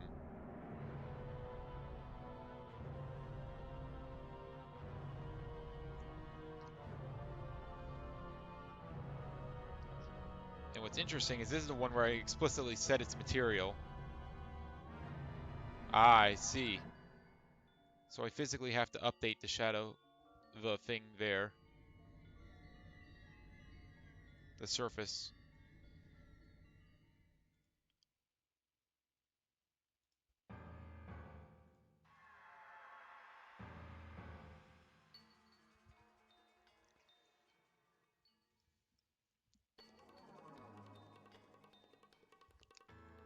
Cool.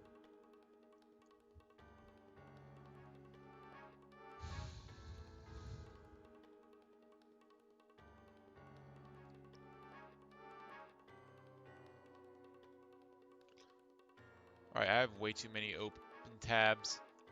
We're gonna go ahead and do that.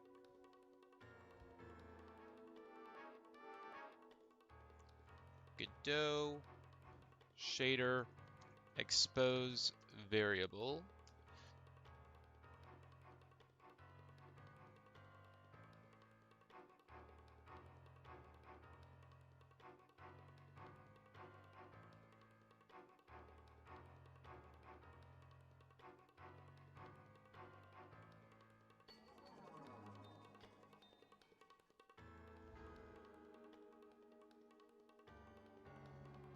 Okay, so I have to make a uniform, I guess.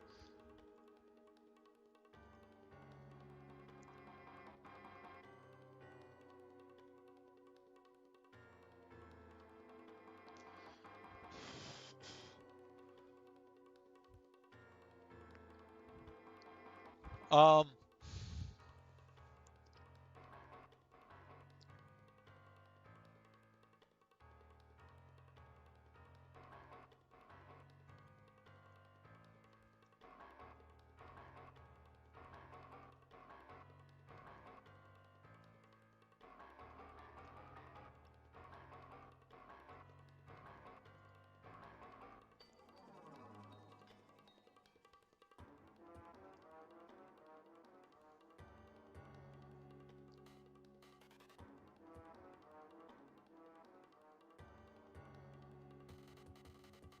so I guess I don't like color, I guess.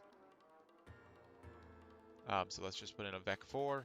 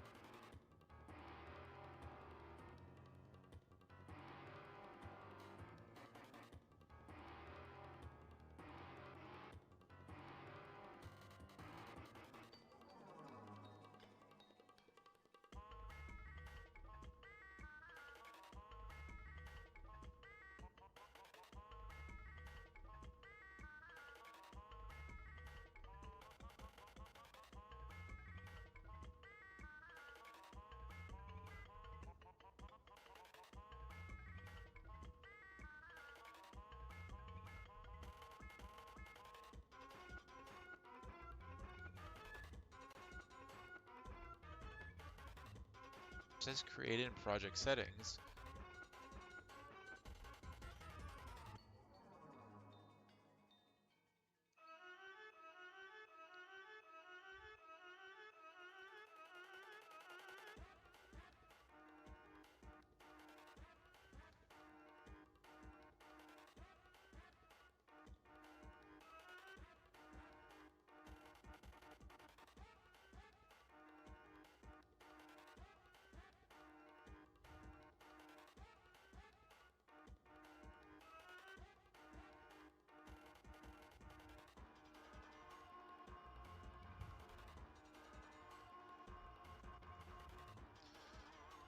Shader cache, no, I'm looking for shader global variables.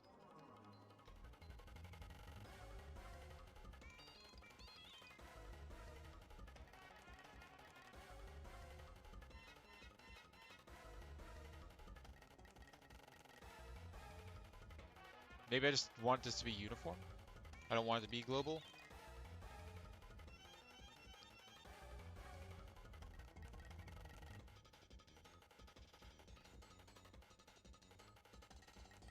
Okay. Cool.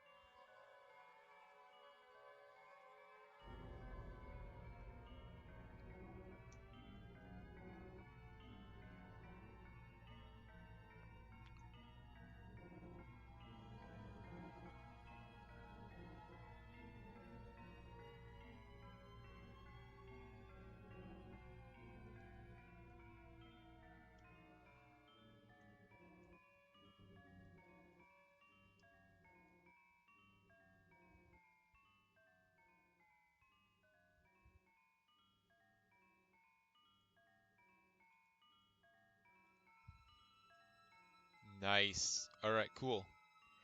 Now what I can do is next, can I get the vertex position?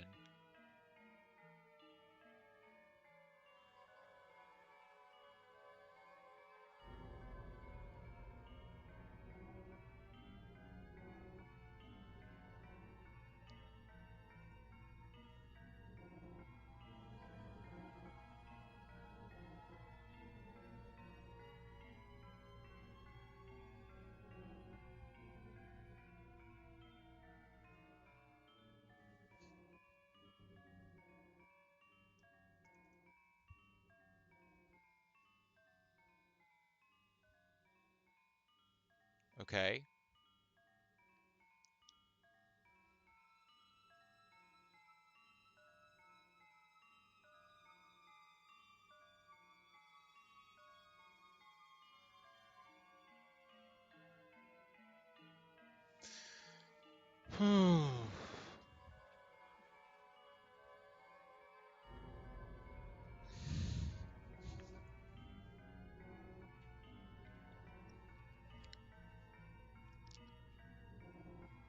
How do I go ahead and make it so if it's inside out, you don't see it?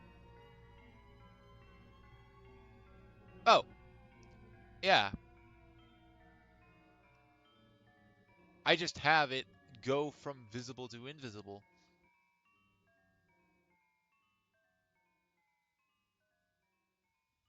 I should be able to tween it. Maybe not.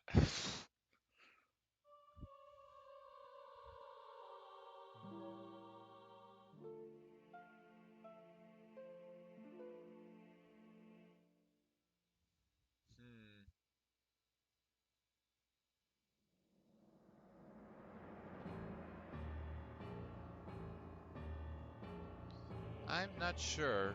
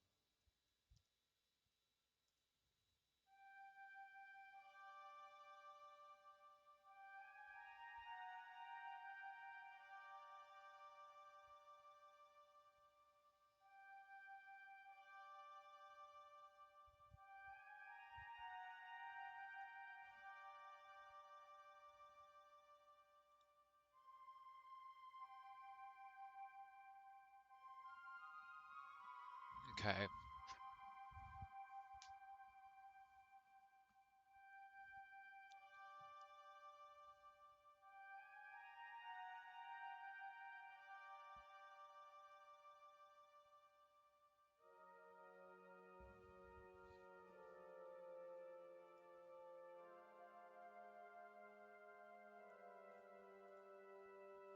All right, so we're gonna say float farthest value equals vertex dot x.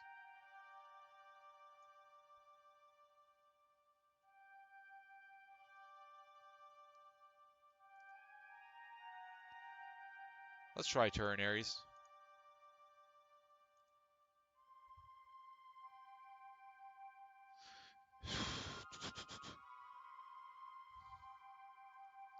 Equals vertex x.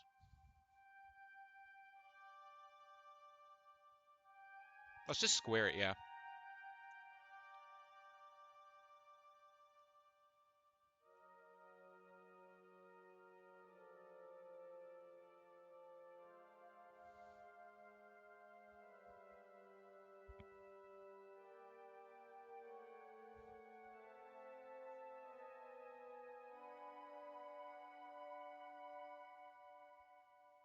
So it should be completely invisible by when it hits the level boundary.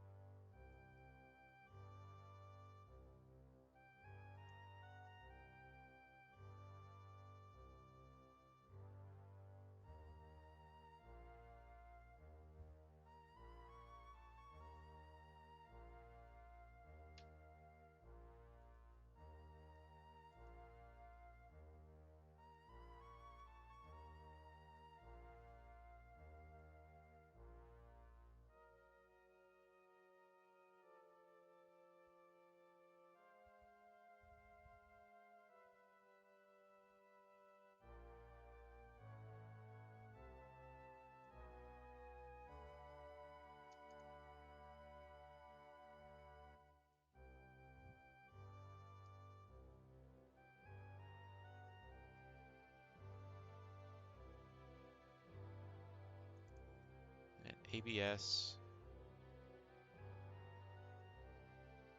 vertex dot z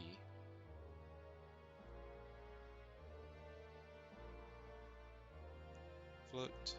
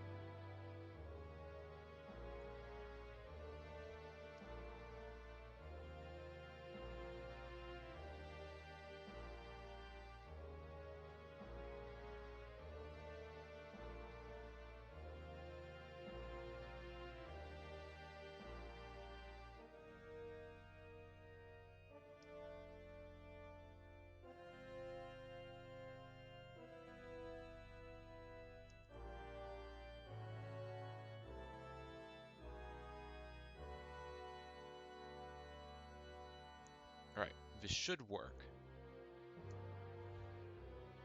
This is our maximum distance.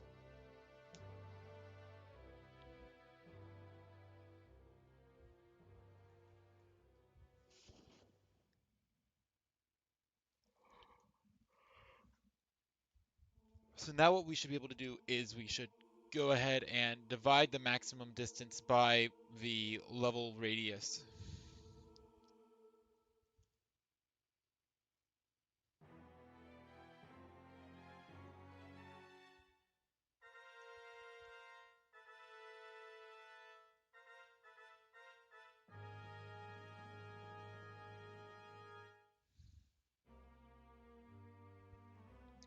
So now it's going to be from a value of 0 to 2.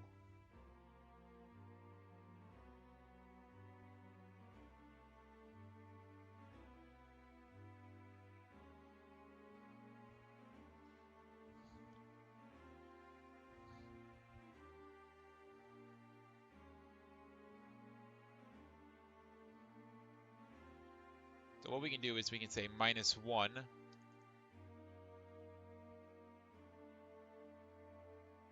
0.0f.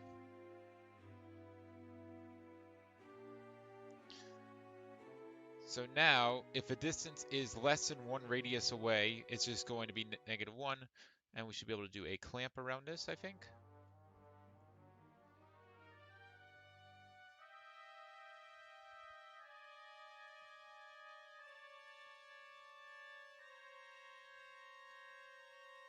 Float minimum value is going to be 0f.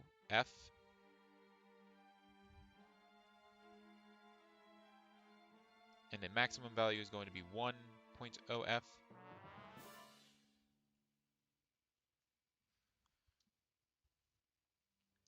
So now it's going to be a value from 0 to 1. If it's within the radius, it's going to be 0. And it's going to go to 1.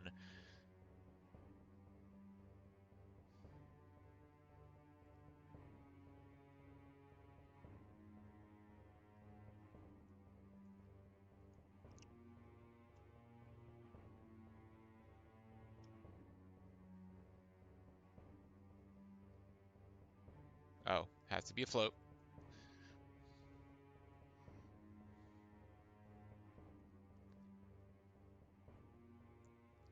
And now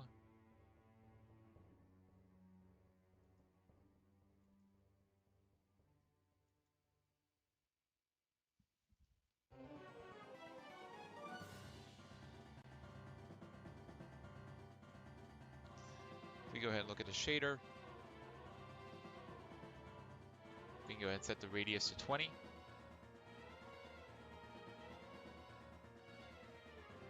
What the hell?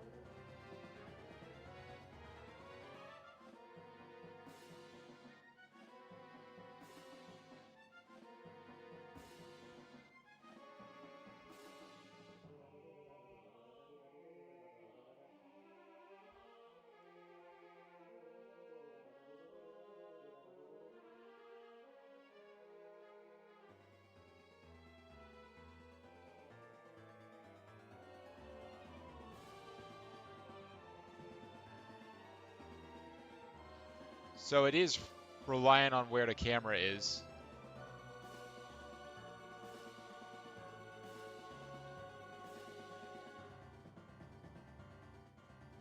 That is a trippy effect, but it's not what I'm looking for this.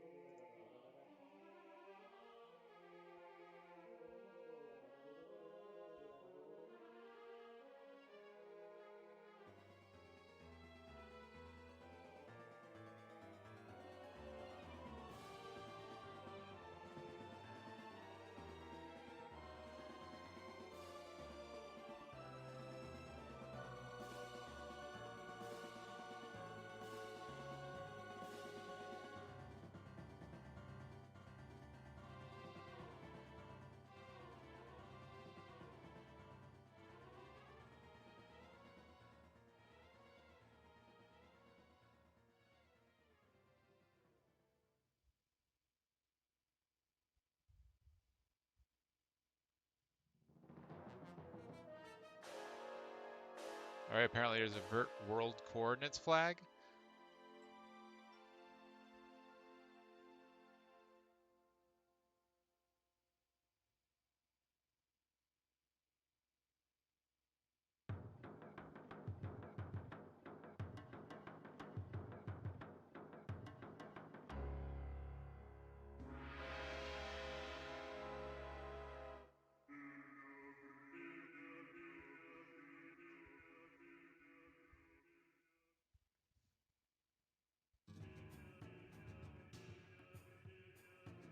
So W vertex, I'll call it, equals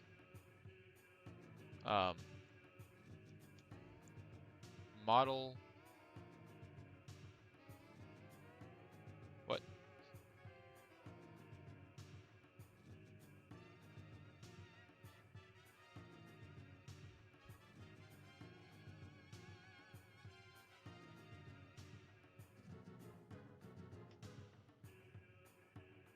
Oh. So I need to do this in the vertex shader. So I'll say void. No. I just need to say W vertex equals model.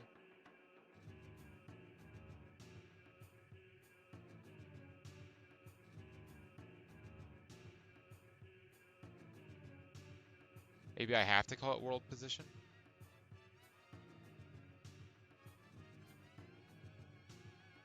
No.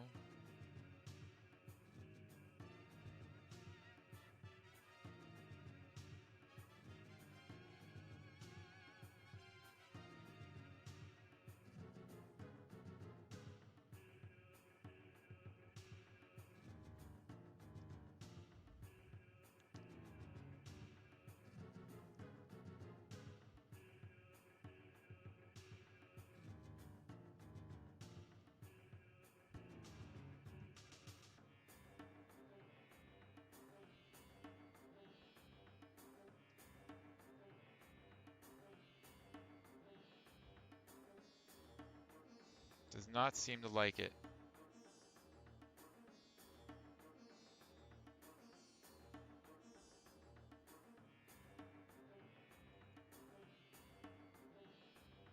Model matrix?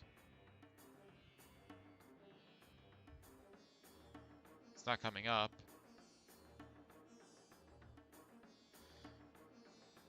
I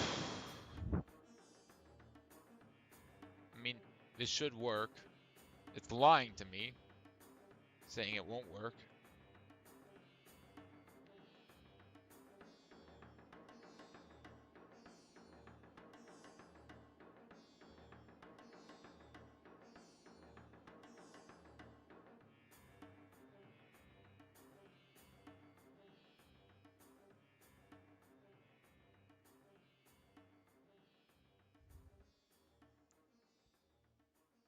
Times vec4 vertex 1 xyz. Yeah, this should be right.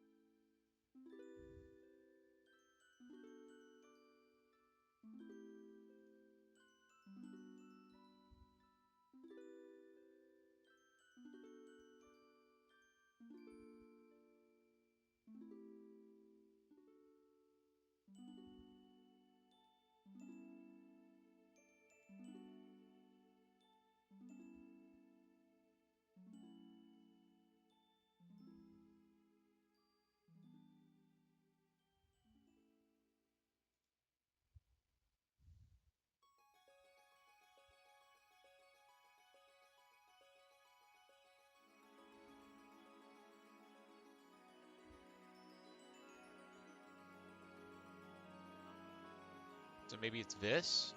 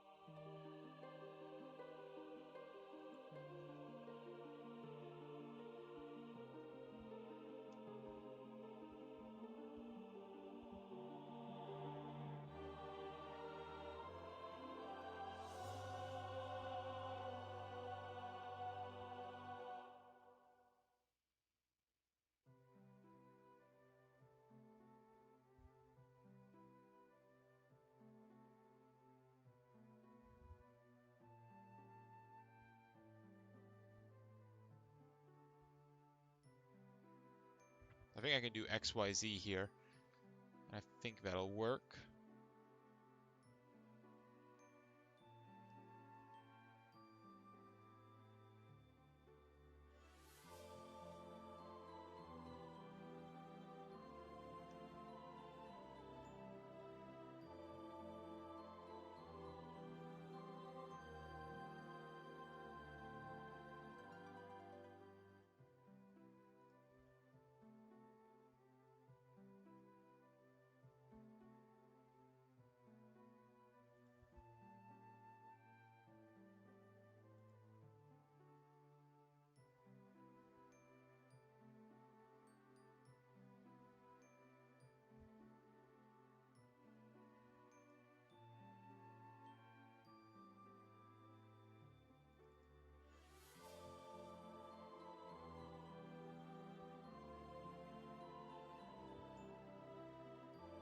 Why is it still being determined by my view?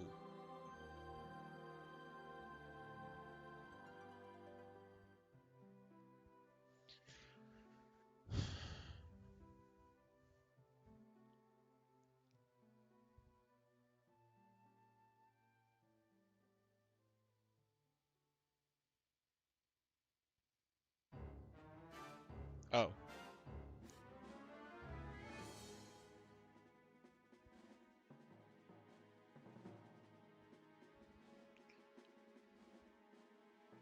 Render mode, world, vertex coordinates.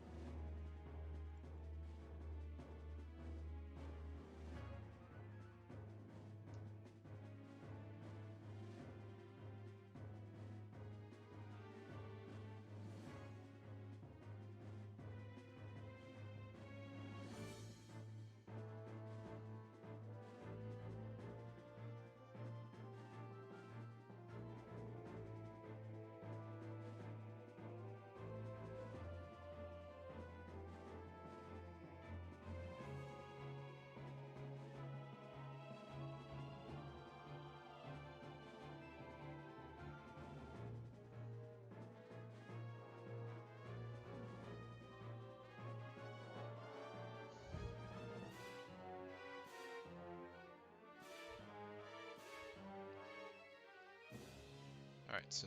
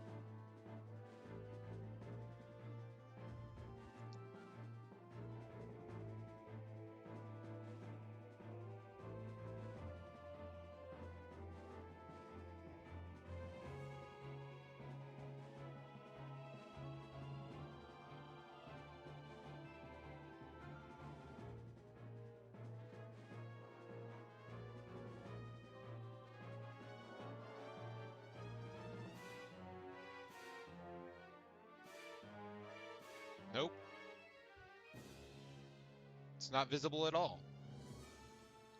because you're too far away. How do you make it so that it does it based off of the world position?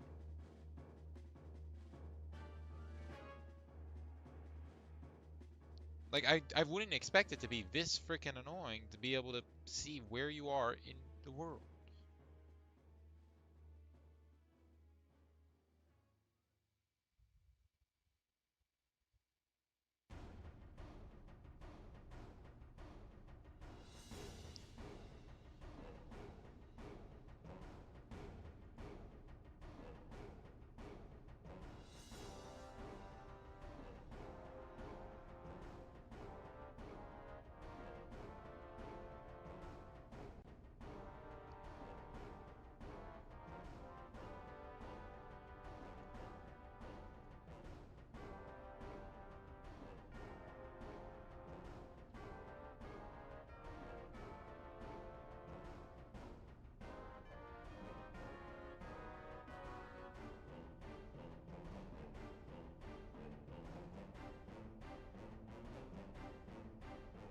So yeah, it's definitely being changed by your view.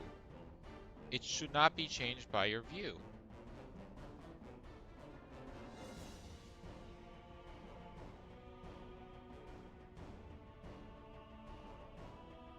It does look pretty dang cool, though, I will admit.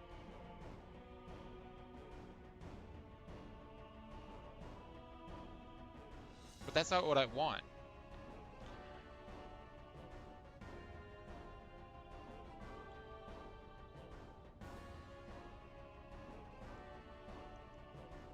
Wait.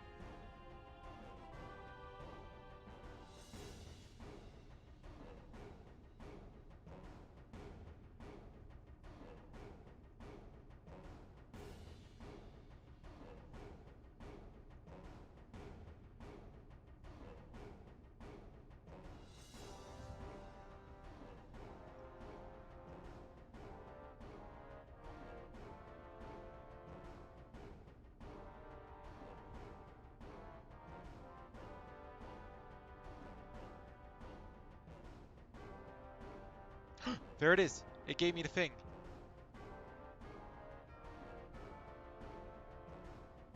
But it still doesn't work.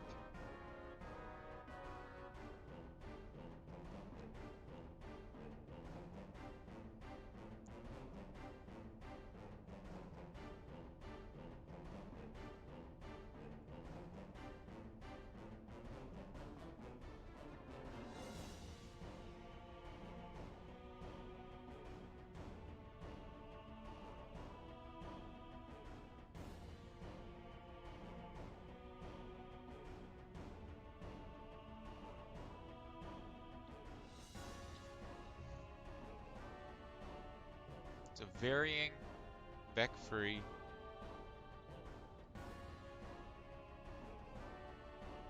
W vertex. And then we set you to just be a standard thing there. Okay, there we go. We now turned the vertex that was for some reason in the camera space into world space. Why was it that freaking hard?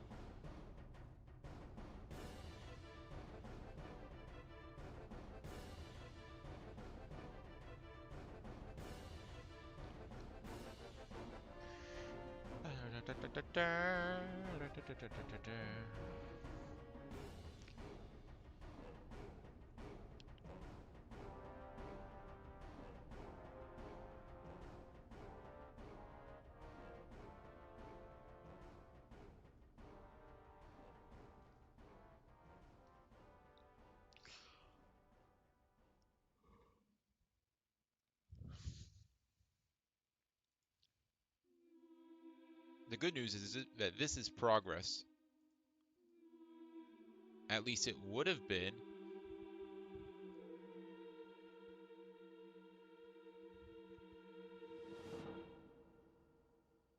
Why can I not see anything?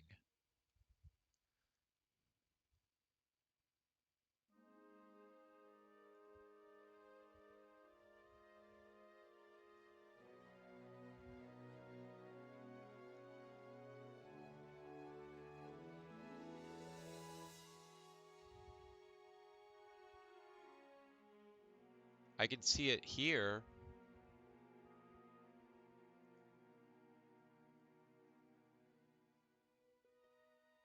I have an idea on what it might be.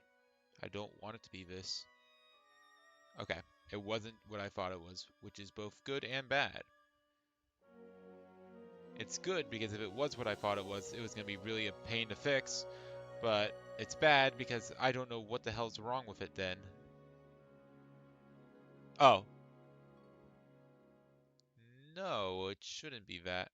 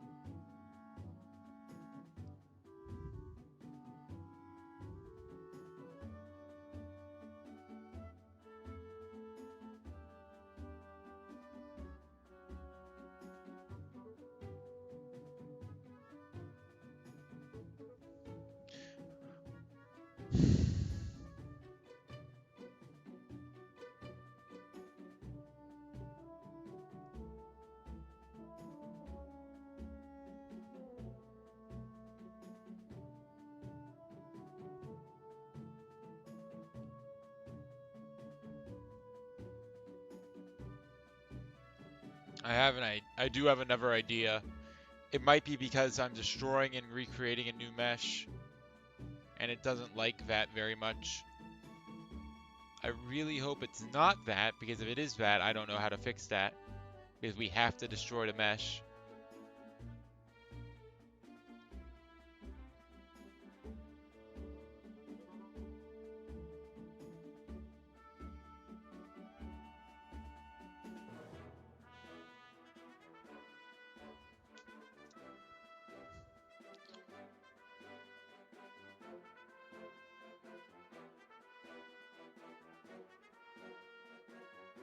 So good news, um, it wasn't that, because I put it on this box, and the box, you know, wasn't affected. We couldn't see the box.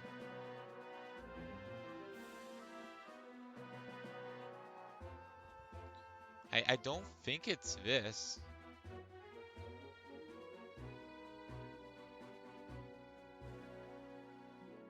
I'm gonna set this to 1. I'm gonna make it red. Oh.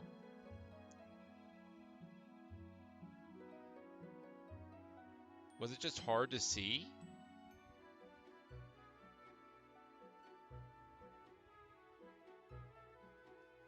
Is that all it was? It was just hard to see?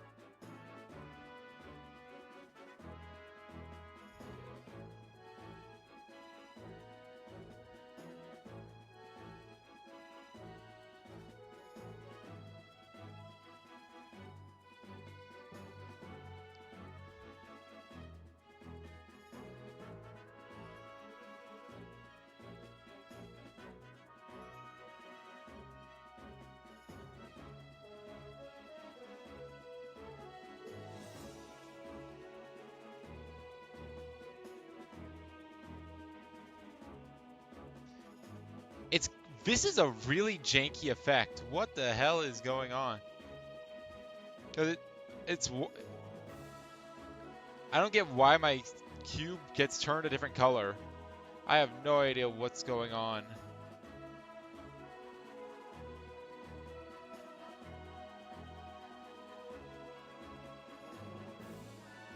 It might just be an effect of the orthographic camera.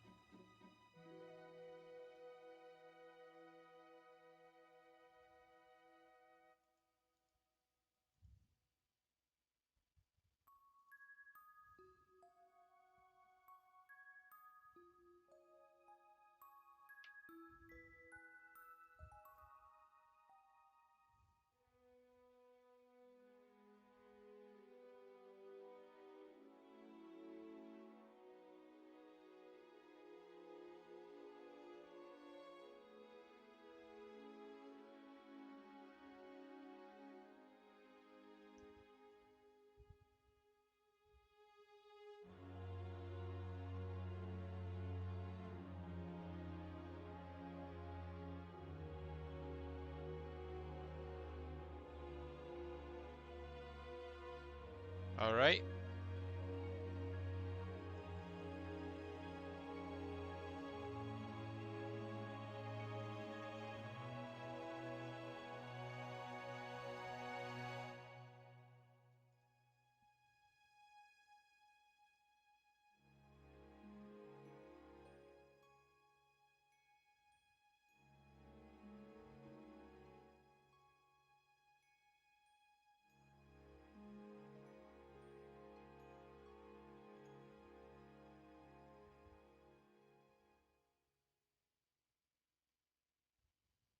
Let's move the camera back even more.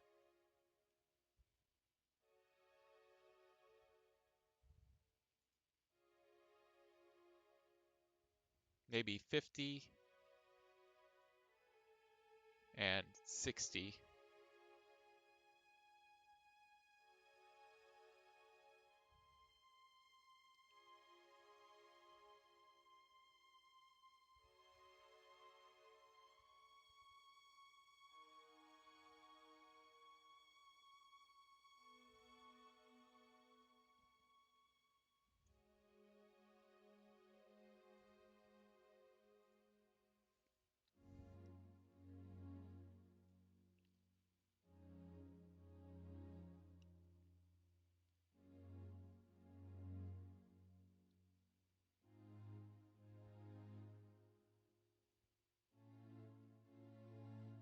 Like that's weird.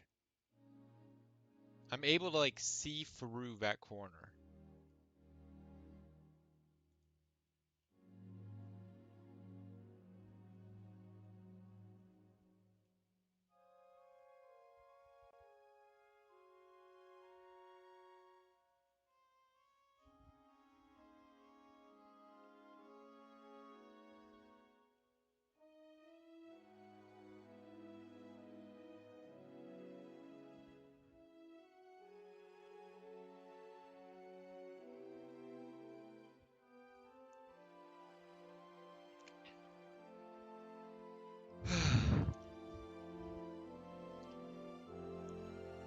think one thing I need to do is make the glass material less pronounced.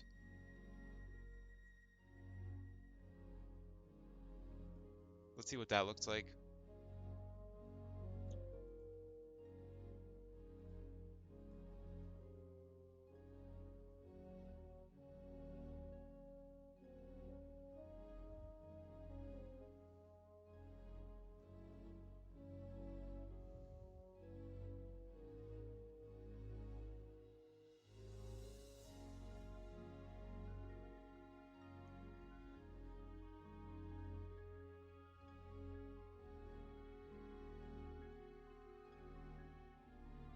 That kind of works.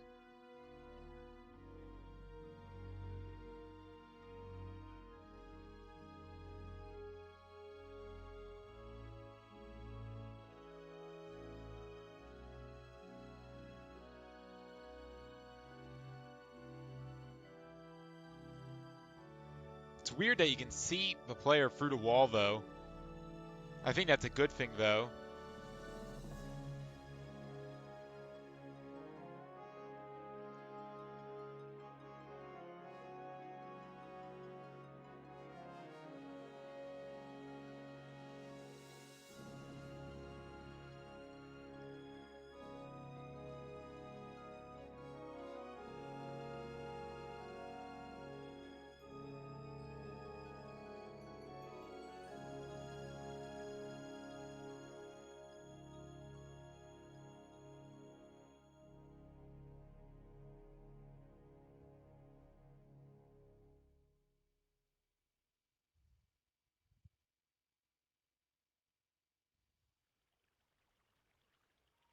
Pretty cool. I think that works pretty well.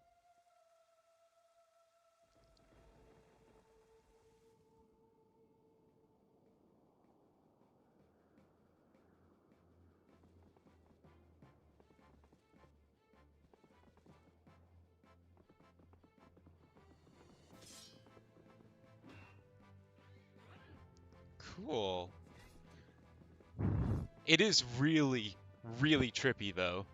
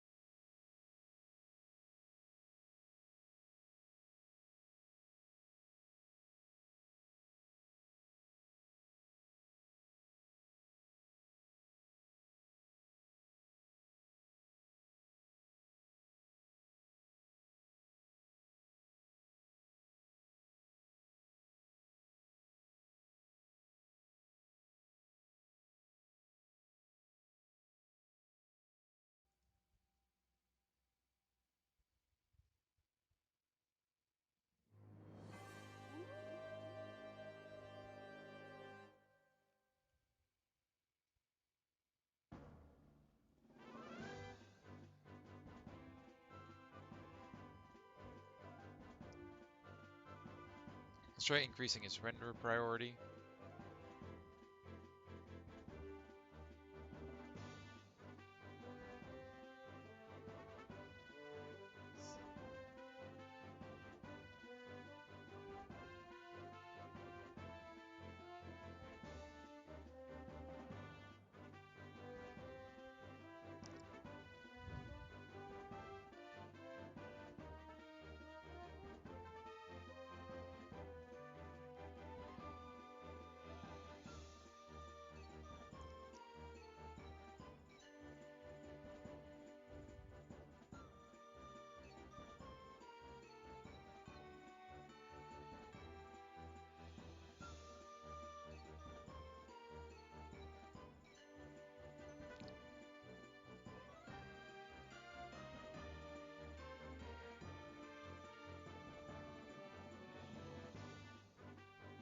Cool. It's a little janky with the material, but I'm not sure the best way to fix that.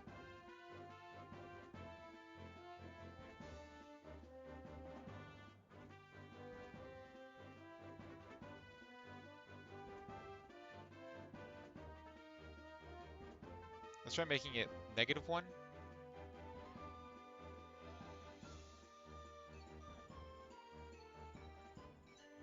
Didn't really fix the problem.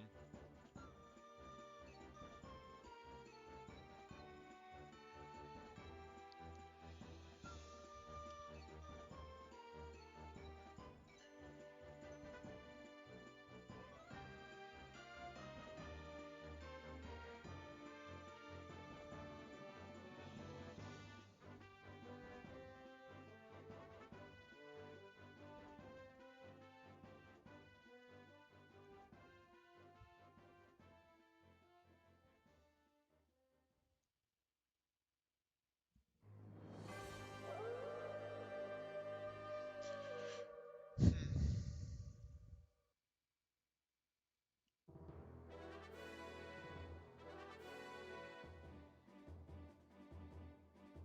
I mean, that is really weird, though. What if we just said alpha equals 0.99?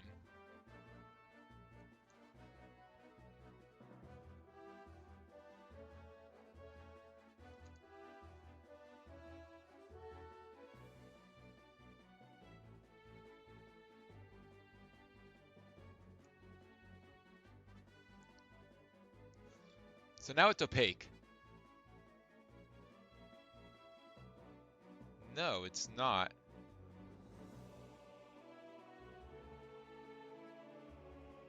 What? And if we don't set alpha at all, then it's fully opaque.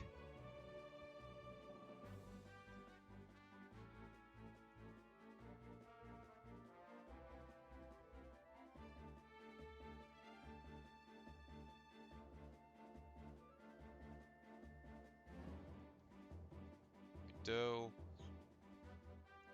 alpha.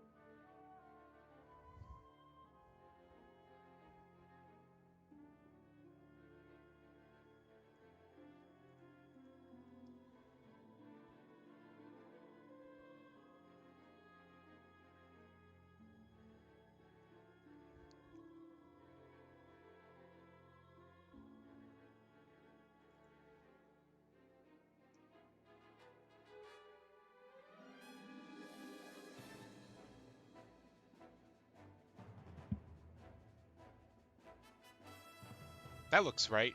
So I think that was my issue. I just didn't have the render mode set right.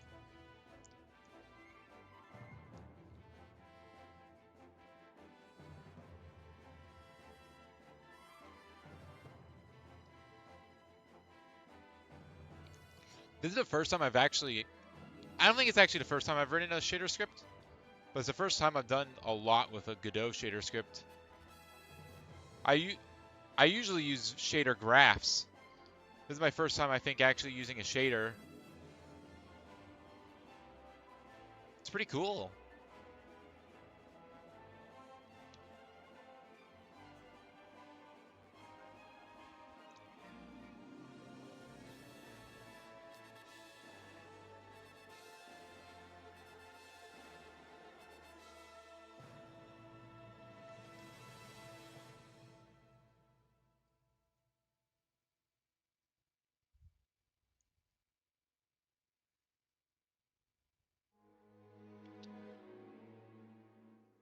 So cool.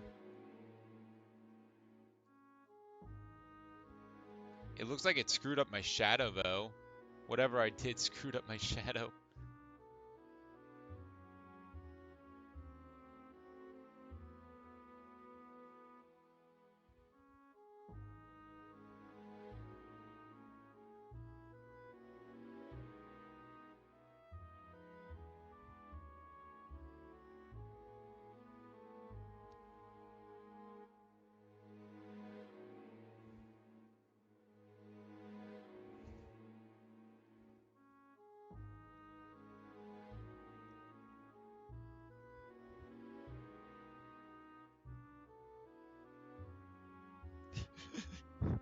You know what? Screw you. Sends you to the hell dimension.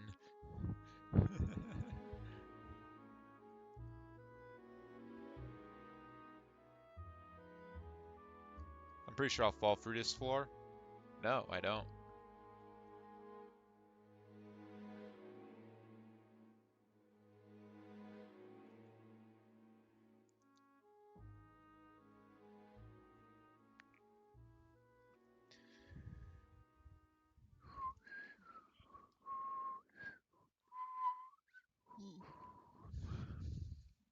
Alright, so one thing I can do, or at least I should be able to do, is I should also have a secondary color.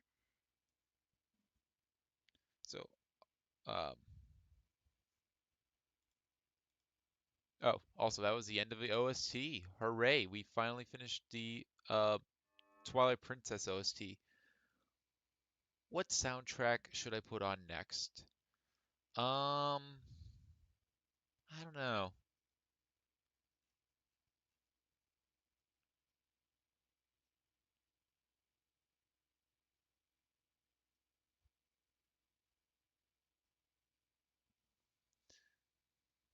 Um, yeah, I'll put on the Hollow Knight soundtrack.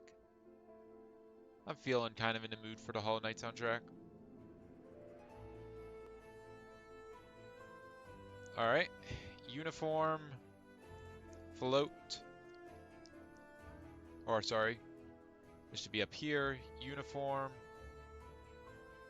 Vec 4. Level.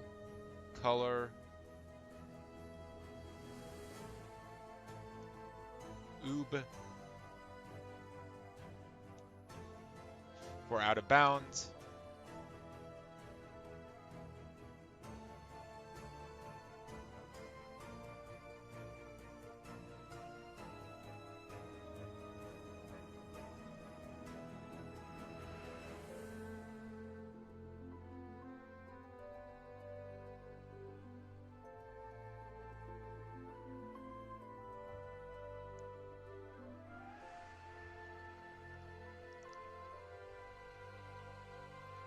If the maximum distance is greater than level radius.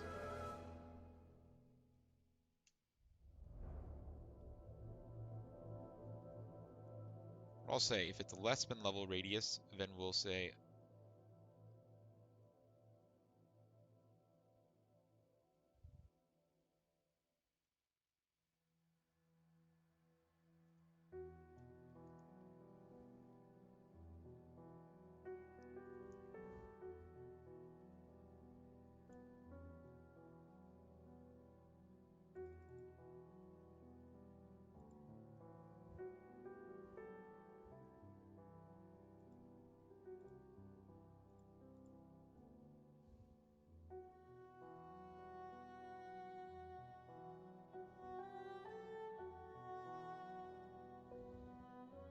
albedo is level color out of bounds.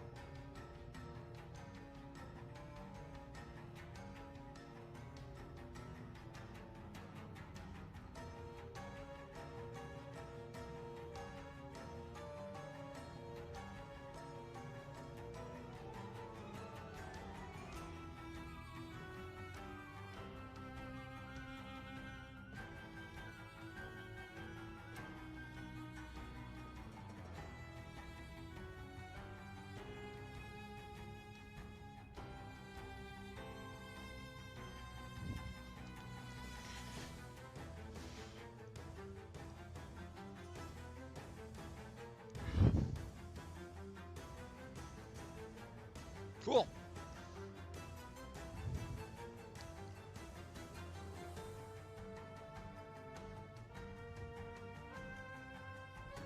I think I'm gonna grab a little bit of water. I'll be back in just a second.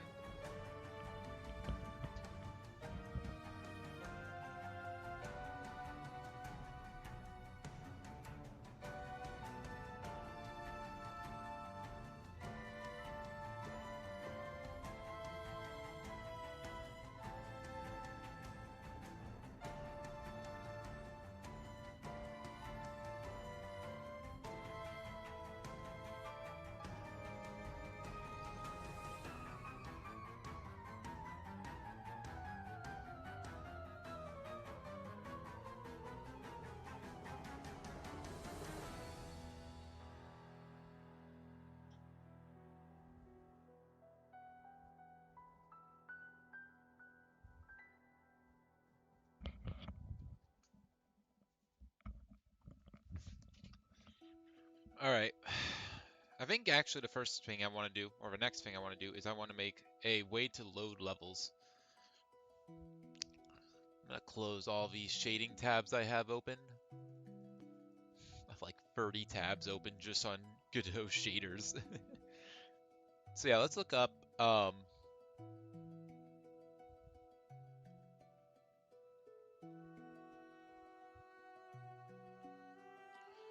Let's look up the Godot levels.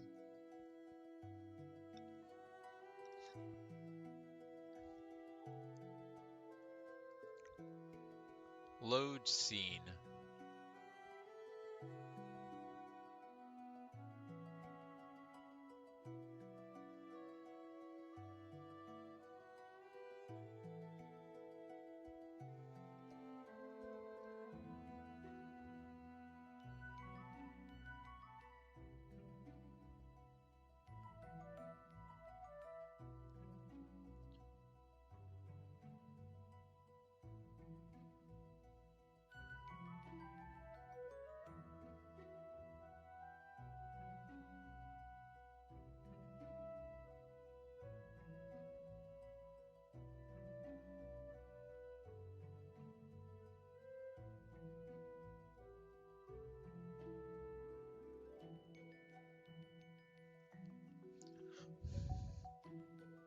Okay.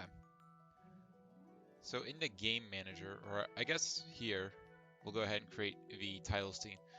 Yeah, now's a good time to make the title scene.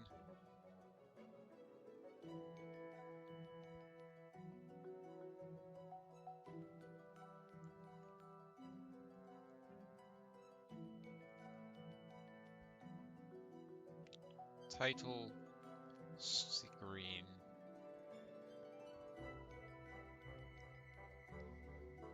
Alright. And we're gonna have a button.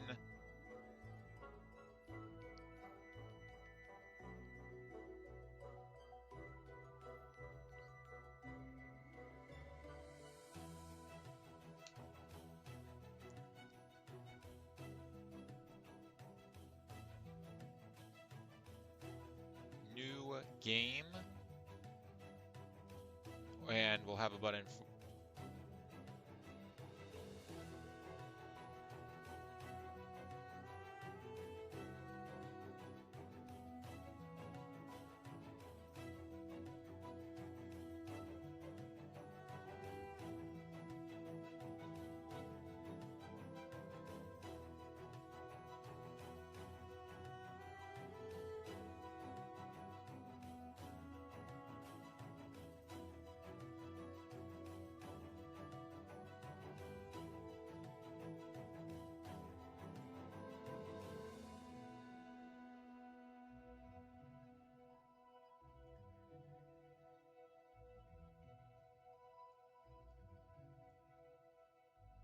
yeah, the aspect ratio is fixed.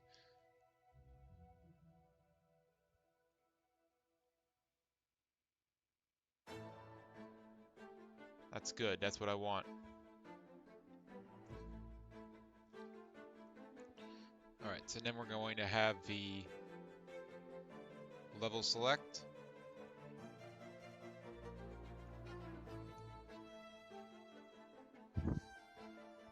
Alright, and then we're going to have an options button.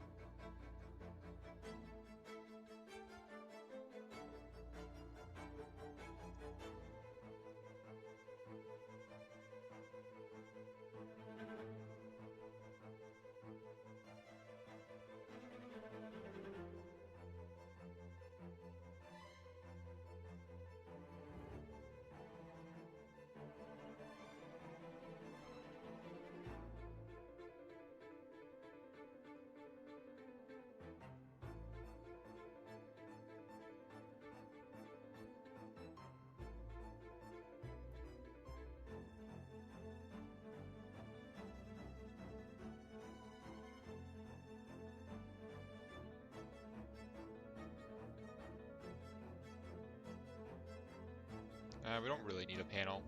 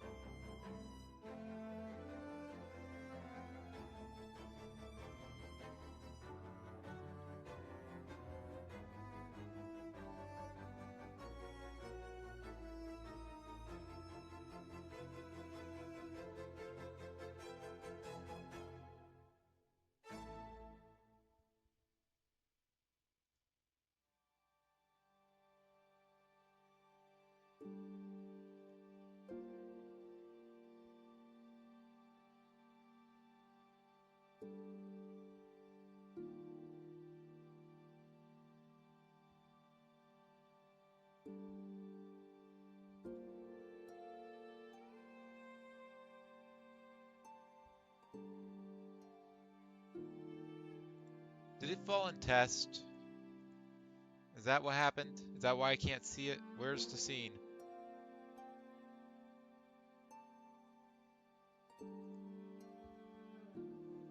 Alright. Title. No, it is here.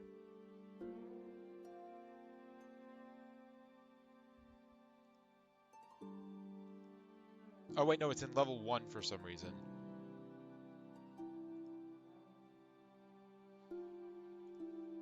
Alright, let's try to add again.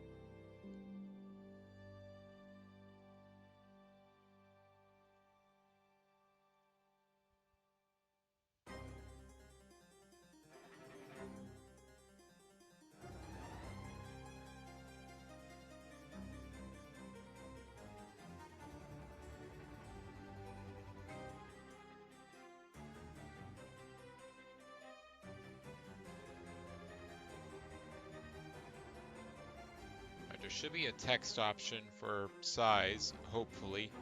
Please tell me there's a text size button. Don't make me have to like create a font resource or some bullshit.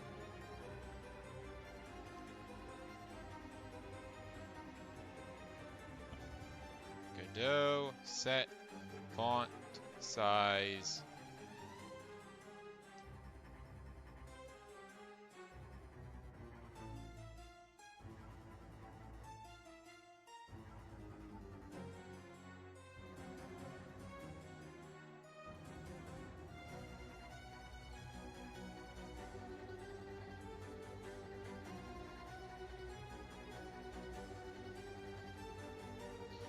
Oh my goodness, yes, thank goodness. It lets me do a thing that's basic.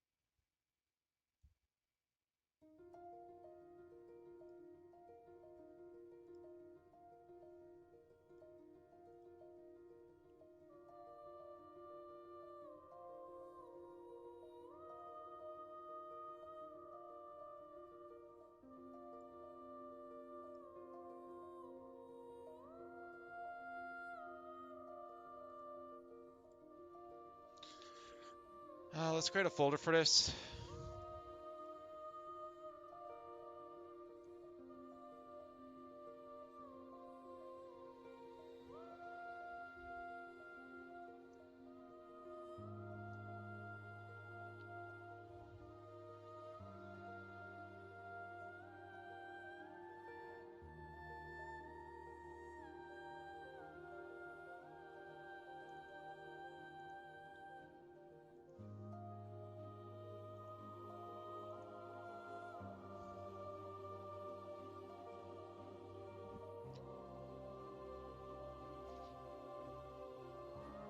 Alright, cool. Also, welcome to the stream, Anami and Taksh. Glad you can make it. Thank you for joining us. If you haven't been here before, or if you haven't seen what I'm doing, I'm not sure when you got here. I'm currently making a game for the GMTK Gamejam, and it is going okay. Let me go ahead and make a new script. Create new script, C# node. We want this to inherit from control, I guess.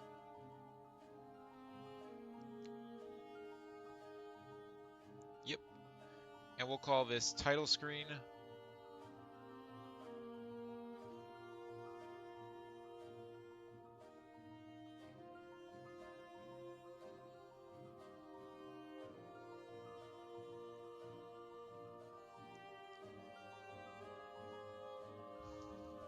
All right.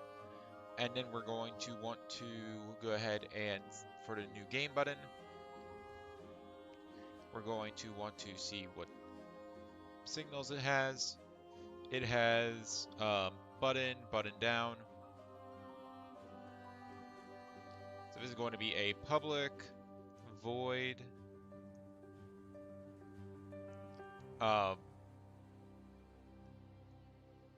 new game button pushed.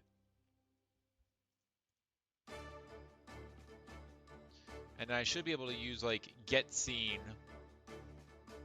Yeah.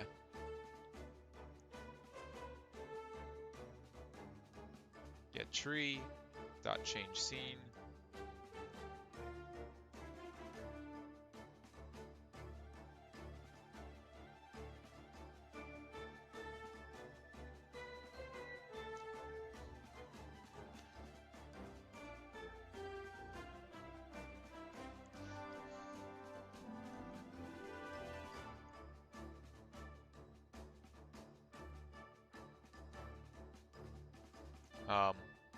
I'll just say string.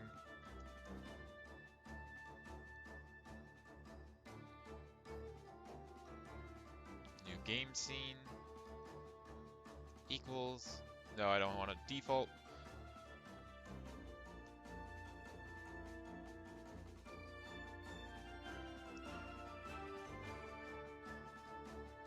So there we go.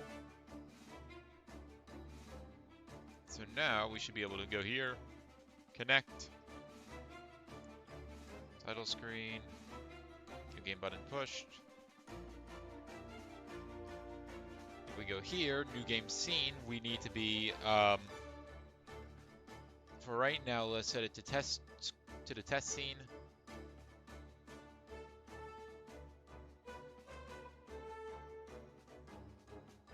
There should be a copy as path. I think that's it. No, that's a UID.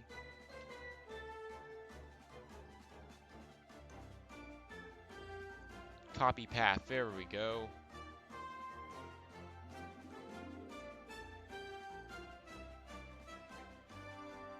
So now, if we go ahead and set that, we should be able to load the test scene. Yep, just like that. So yeah, here's what I have so far. You can now go through the Tesseract. This is my game idea, to be able to loop through a Tesseract.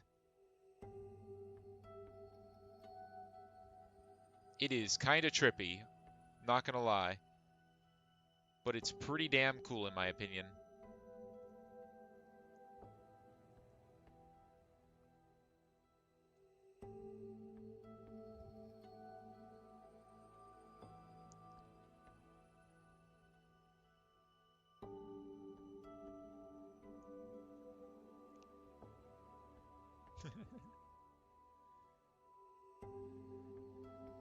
So yeah, that's what I'm working on.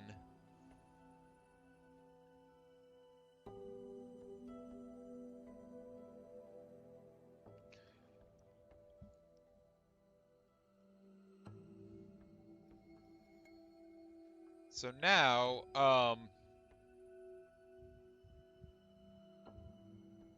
how do I keep... How should I keep track of what levels the player has beaten? One option is to use a, like, file on their computer. Another option is to use a cache. Another option is to use, I don't really want to use the registry. So yeah, we'll just use a path. We'll just use an app data path.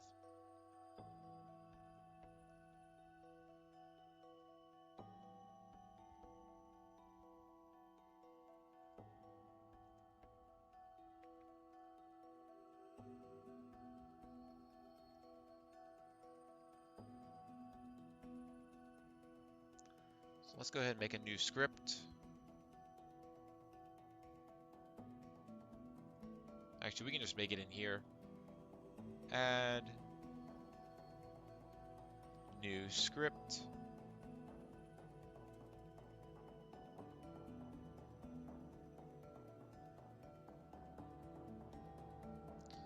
So yeah, this is an internal class. I don't really want it to be called class 1. That was a mistake. So we'll instead call it file manager or save manager.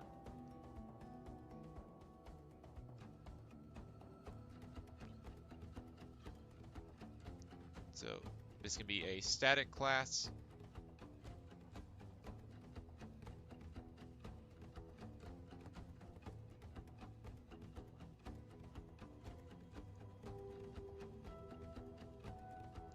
And then what we're going to do is we're going to get a file path.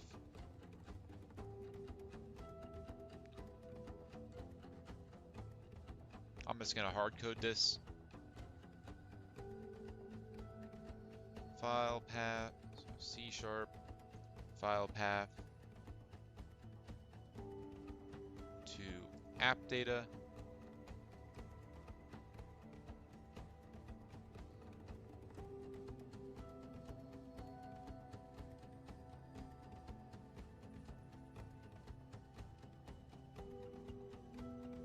So yeah, string save file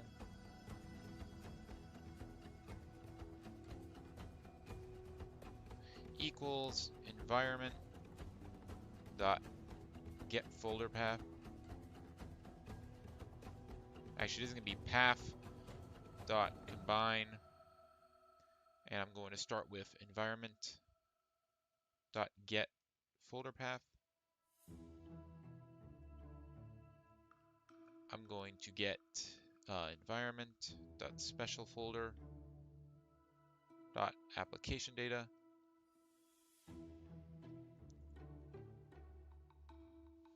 So that's the first part. And then the next part I'm going to have is to, I probably want to make this unique. I don't want to, someone else probably is going to save to GMTK Gamejam. So I'm going to call it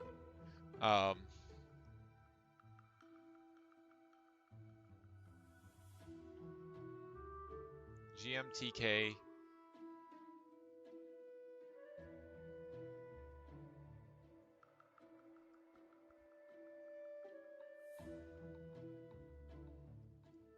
2025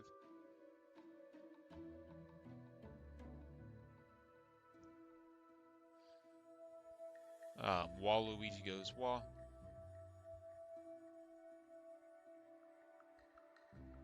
Save.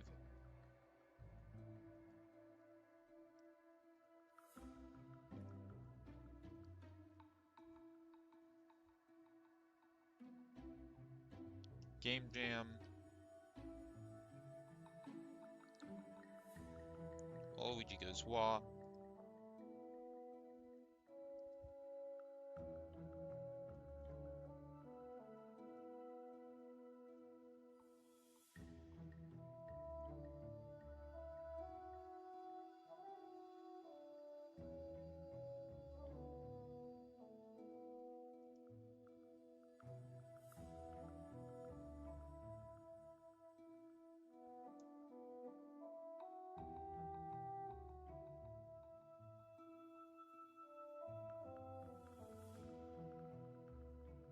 Oh.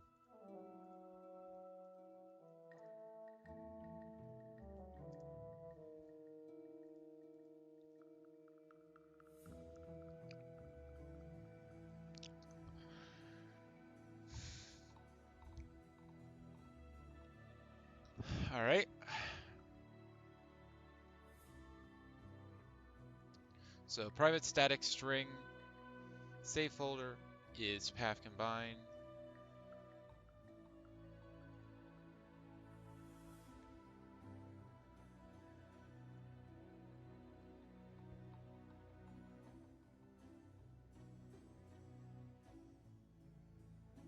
And I'll write out the whole thing.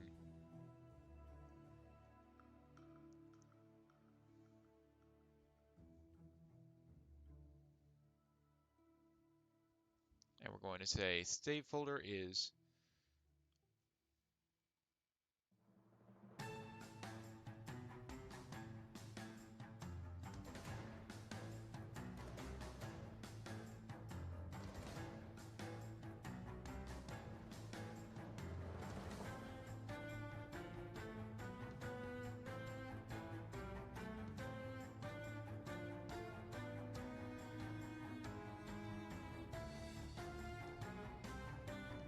save folder, and we're going to combine that with U.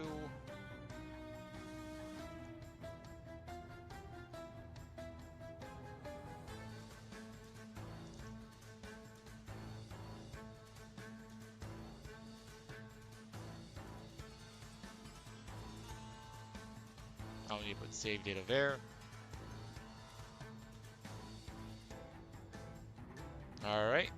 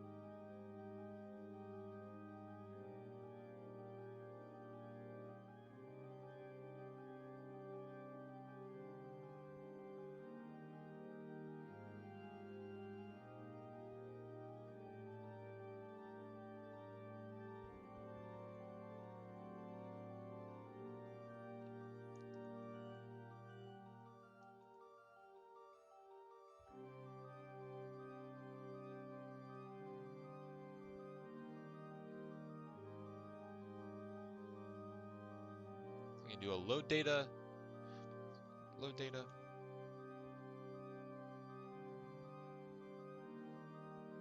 and a public static void save data. So if I'm loading data, for both of these, I'm going to ensure save file exists.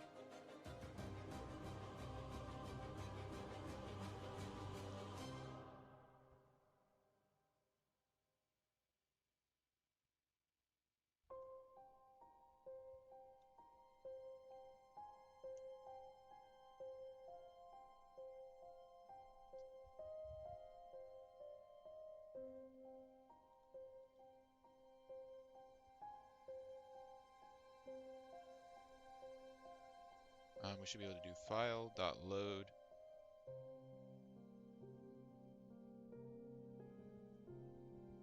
Open.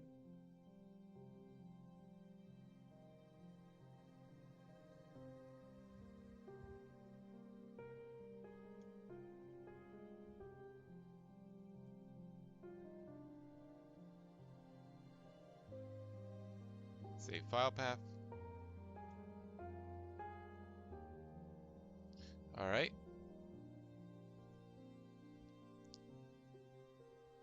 So save file path.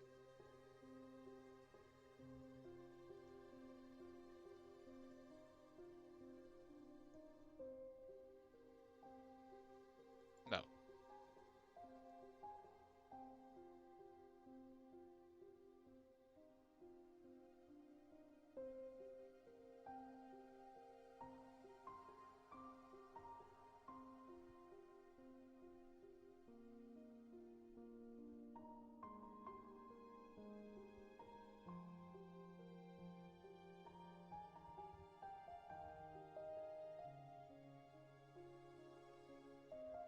All right. So string lines equals save readable lines file path.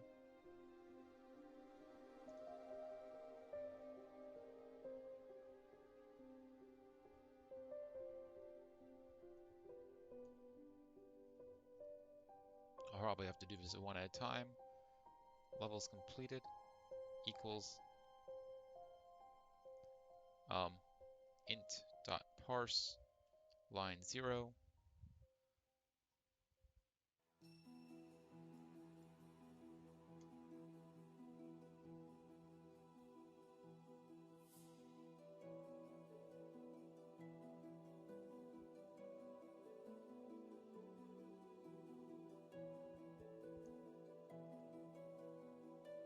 Lines equals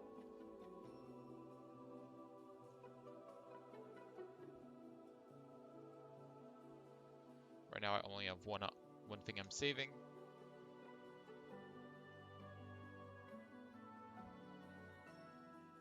Zero equals levels completed to string.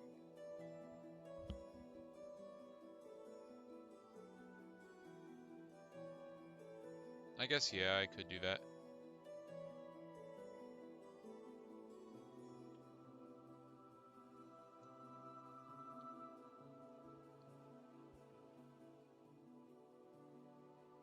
So it's equal to lines completed to string.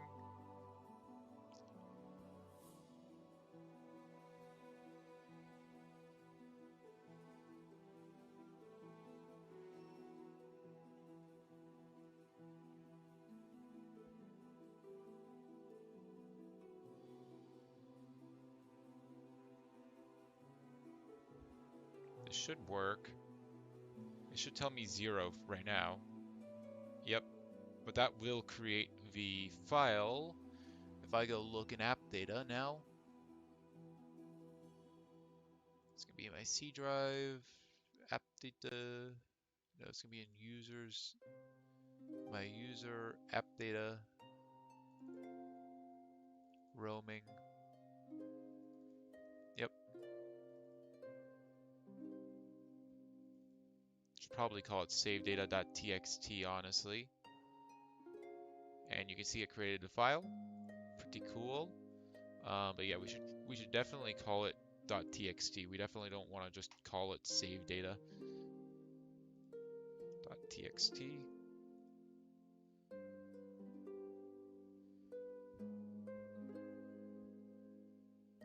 So we'll go ahead and what's important is it was able to create the folder and was able to do everything without me needing to like, oh, you have to create the folder first, otherwise it crashes. I've had problems with file IO in the past. In fact, one thing I'm going to do is I'm going to put a try catch block around all of it. Nah, I don't care. If this fucks up, I can't really do anything about it. I really can't do anything about it. Like, what would I even do if I catch? Oh, you caught the bug. Oh well. Sucks to suck.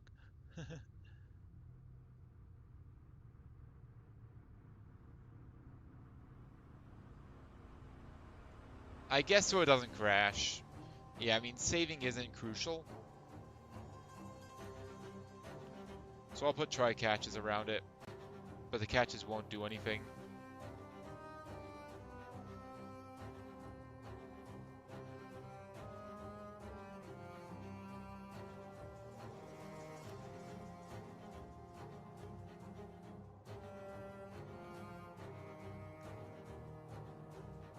What? Huh? Oh. I copied the catch file. Yeah. That'll do it. That is dumb enough for that to screw everything up. Try. Got you.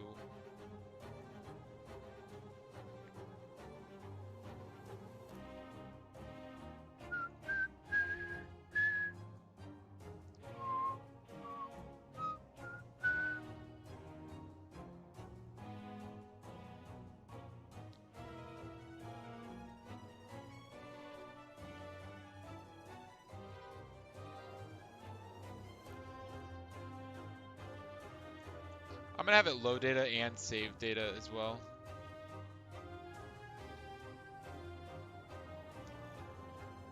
Might as well. mean, it won't cause any problems if I save the data I just loaded. So you can see it's 0, and I have save data now. Oh. Oh, yeah, I never actually implemented a save data method. Yeah, that'll do it. And I should be able to say um, file dot write all lines. Is it just that easy? It just works. It just works. It just works. It just works. And what do you know? I got save data now, baby. Baby, let's go. I got save data.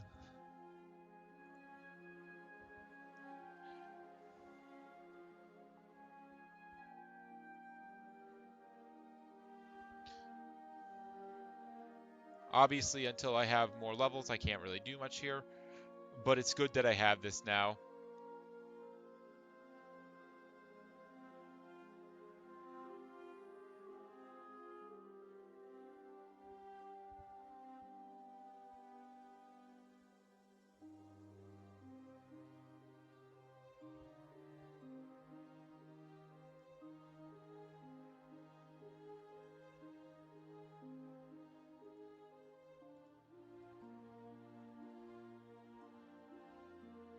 Oh wait, am I moving the camera pivot? I am.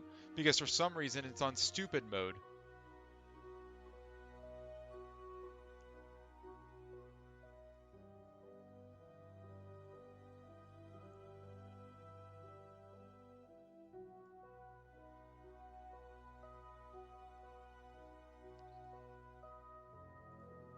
Well, unfortunately, I think I'm going to have to stop here. I have somewhere I actually have to go today. So I might stream later tonight. I might just work on it on my own. But yeah, I'll see how I feel later. I'll see you guys next time. So if you have, thank you all so much for watching. I'll see you guys next time. Good.